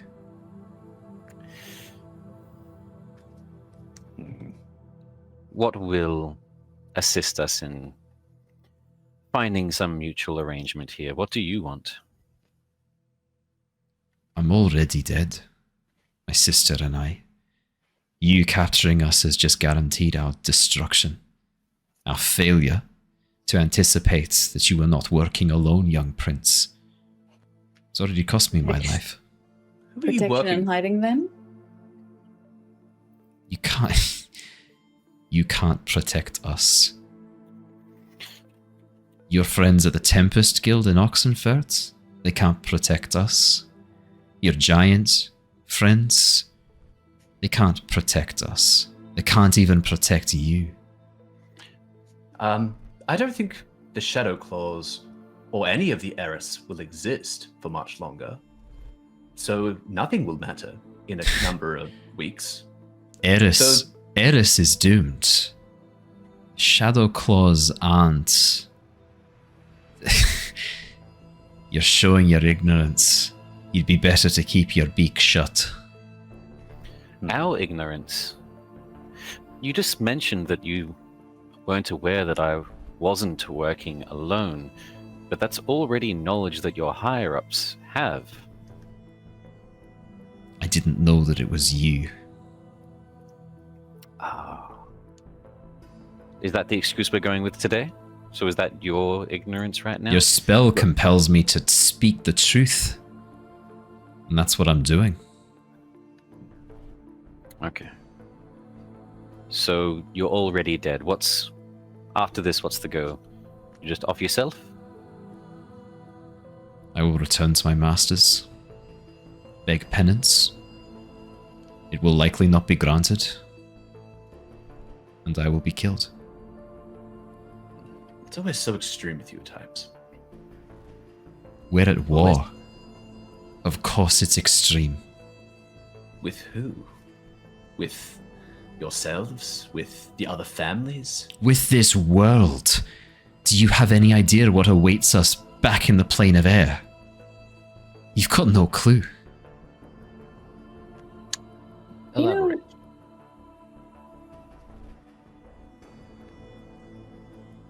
I was just gonna say, our Riz-like friend might be able to get them off world, off the plane, away from everything. I mean, if That survivors... insect won't help us.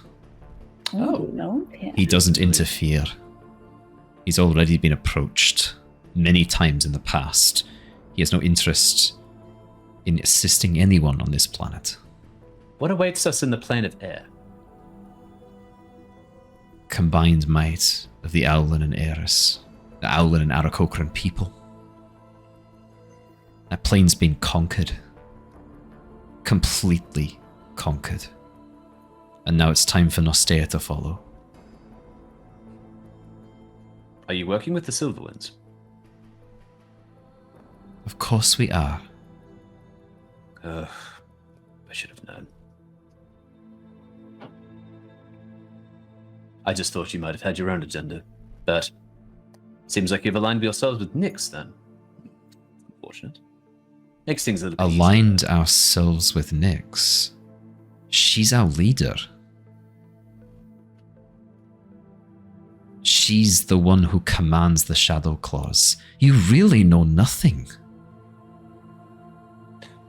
I wasn't part of the inner circle, I guess. No. Failed my training and all that. The Shadow Claws haven't served Eris for almost 8 generations now. Silverwinds have been playing a long game. Far longer than anyone predicted. Right. Did you come here with Soren? Soren. Oh. Yes. The Silverwind boy. No. We did know he was here, though. Looking for you. He's under surveillance as well. Oh. Interesting. Do you know about my uncle? Shadow cloaks in Otto. town? I'm sorry. I was interested. Are you the only shadow cloaks in town, or are there more of you? He smiles as he looks towards you, Grim, and shrugs. Doesn't know. Helpful. What about my uncle, Otto? What do you know of him? I know the Silverwind see him as a traitor now. Do you believe he is? To the Silverwinds? Sure. Why not? Does the I don't think Messenger he's Guild know of his rebellion? rebellion. Hardly a rebellion. He was weak, didn't have what it takes.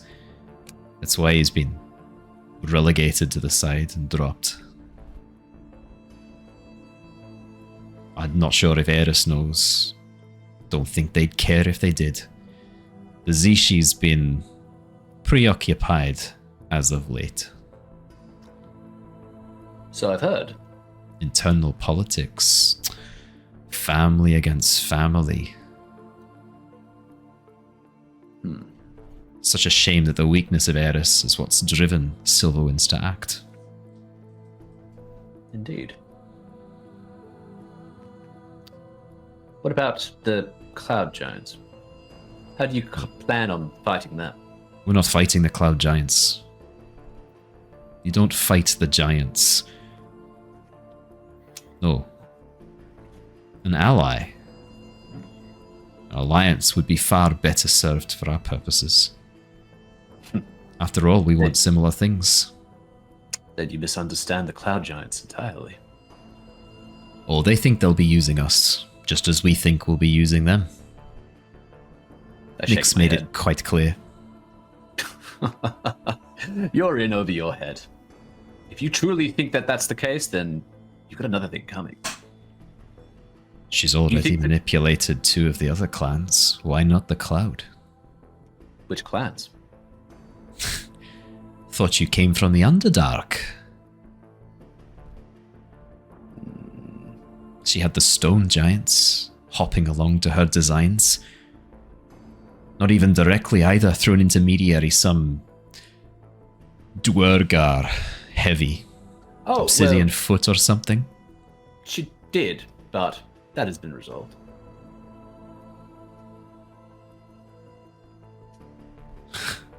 Sure. All resolved. And the other clan? Smiles and shrugs.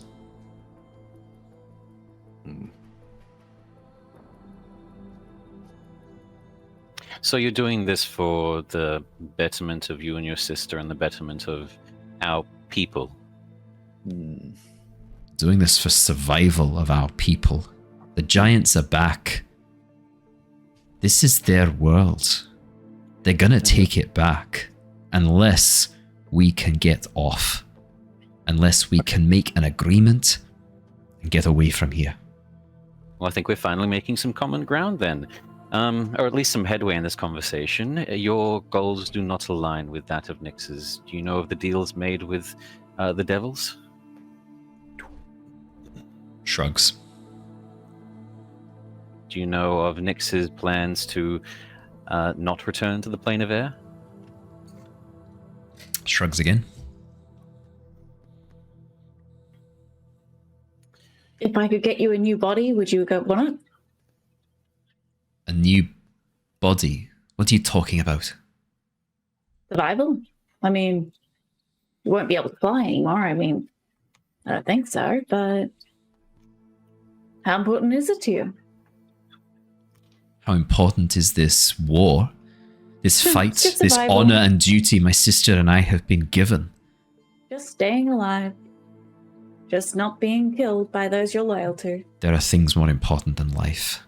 If your cause is not to you, then your cause is unworthy. As are you. See, that's what I'm having difficulty. You're shrugging at all of these things, but I want the same thing that you want. The betterment of our people in whatever form that takes. Not serving underneath the Cloud Giants or devils or anything such as that. Then go and talk to the Silverwinds. Go and talk to Titus or Nyx and join our cause then. As a brother. As a sister. I think you... That's the point I'm getting at. Nyx does not want that. You're serving underneath someone that is just using you. You have no idea what Nyx wants. She has proven herself to me as a loyal, as an inspiring leader. Then why did you think that she still had the Stone Giants under thumb? I didn't say she still had them under thumb. I Why said did she you think that manipulated I them. didn't have any allies? These are all facts. The devils, all things that Nyx knew. I didn't know who you were before you revealed yourself. I thought you were some spy working alone. Perhaps from Eris, you had that imperious look about you. I hadn't made the connection that you were the prince until you pulled off your disguise in here. You also fail to understand him, Bart. He's not talking about the Eris. He's talking about his own clan. He's talking about the Silverwinds. They will surmount themselves as the ruling force. It's all part of the plan. I mean, Soren was quite colorful with his words. The implications there that they would sacrifice some of the Eris to help solidify themselves as the ruling power. Now, that is an interesting little bit of tidbit. Don't you think, Bart? Tracts of land in Balmir, I believe, setting up their own little kingdom far away. Which, I mean, it's not a bad idea. Yet again, what would the cost be? Are you willing to see Eris lives lost for what? For your power? For your survival? Is that what it's worth? If they're too stupid to understand that their fight is pointless, that they need to leave Eris, that their leadership has failed them, that their city is gone and was never theirs to begin with, then that's their fault. No. Silverwinds have tried to warn them. There are many people paid to go throughout the city and get as many out as we can convince. So then what? You condemn the city to fail, you go to your Balmir, you bring the Eris through the portal from the plane of air, and then what? Do you take over Nostea? That's what Nyx told me. You kill all the denizens here? He shrugs. Can I, while they're talking, can I check their pockets? Yeah. You start going through their shit. Yeah. Wait, what are you doing? Don't touch me, you scum. Don't mind me. Continue your conversation. What have we here? Here's a bone. Oh, wait, no. Would you like to roll me an investigation check, please? A Grim. Certainly can. I thought you might. 15. Grim. The Shadow Claws do not carry a lot on them. Probably so that if they are captured or killed, there's not many identifying features to tie them back. What they do have are what look like cowls, these like hooded mask, like a scarf almost, designed for an Owlin that wraps around and pulls up over underneath the beak and locks into place, and then down over the head to kind of hide the face and features. There is a touch of magic about this cowl. That's cool. Can I identify what magic that? If you can cast the Identify spell, yeah. Otherwise, you want to make an Arcana check. You can see if you can figure out what it is. Oh, yeah, I do an Arcana check. It's a touchy touch. 20. This is very similar to a shrouded cowl made by the denizens of the Underdark, the Dark Elves. It makes the wearer more stealthy and can allow them to hide in shadows. You can type in Owlin shrouded cowl. Bart is gonna frustrated that this. It's just exactly like what Bart had been worrying and talking to Niles about. An Aarakocran young-lived that is being used by the Owls due to their zealous ideologies. The exact worries of this young fighting force is exactly what's happening. Indoctrinated at a young age, they only live for like 20 years. Yeah, exactly. I'm hoping they grow to adulthood in like 4 years, Aarakocra. That's an easy bunch of time to isolate and brainwash. I'm going to hope that being female, a bit more level-headed, and maybe even a bit more maternal to her brother, I'm going to burn through another spell slot and do another Zone of Truth. Alrighty. I'll roll again for her. That is going to be a... Well, that's a natural 1. So that's going to be a fail. Okay. Yeah. I'll put his on so that he can't. Yep. So that they can't communicate to each other. Not even communicate to each other, but plan anything or tell each other. No, don't mention anything like that. I don't want him interrupting her. I'll take hers down. Do you also wish to see you and your brother die?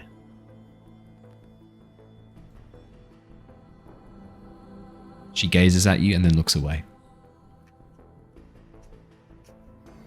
We're trying to help here. You've no idea that we're working towards the same thing. You don't care about me or my brother. No, I don't. I care about our people. If you cared about our people, you'd be helping us, not the heiress theocracy.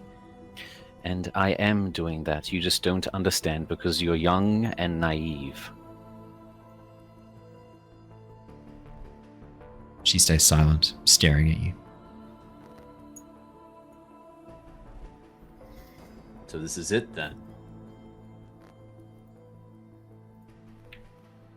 She nods.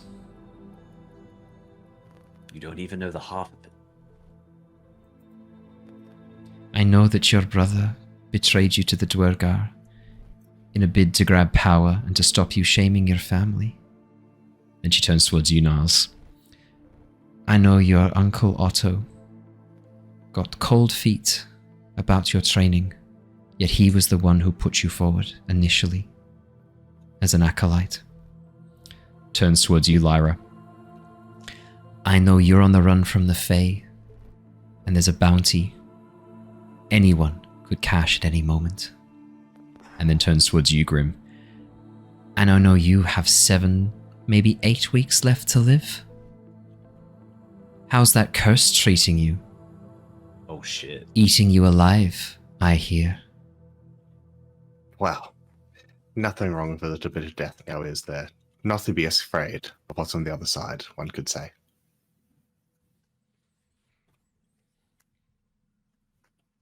It's at this moment you hear footsteps moving towards the door.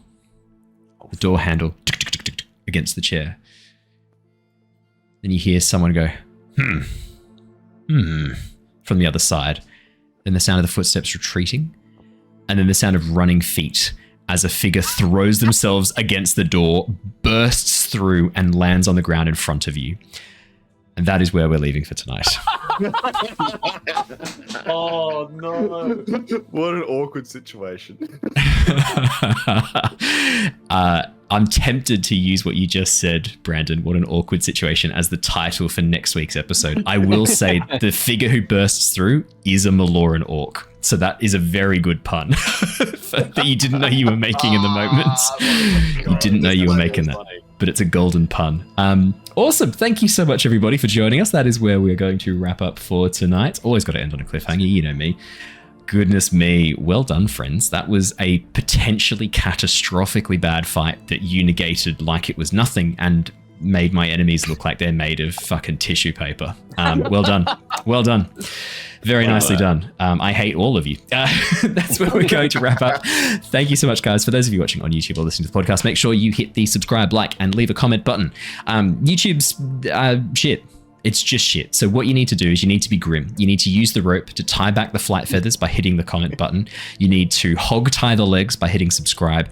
And then really only way to lock this shit down is then wrap the rope around the hands at the final point, pull it nice and tight by hitting the like button. That is how you help us out, and that is a huge help to all of us here. We will be back next week for more Curse of Strahd on Monday, more Return of the Giants on Wednesday, and more fun during both sessions. So until then, stay safe, stay well. Lovely Twitch people, don't go anywhere. We are going to go and raid a lovely friend of the channel. Tonight, that will be... Let's go raid... Let's Roll for Dragons. Looks like they're doing some Spelljammer, which is kind of... We've got some Spelljammer stuff mixed into our campaign. Haven't seen too much of it yet, but we're starting to get into the cosmic stuff. Let me get that raid up and running. We will see you guys all again very, very soon. Until then, stay safe, stay well. See you guys all next time. Goodbye! Bye!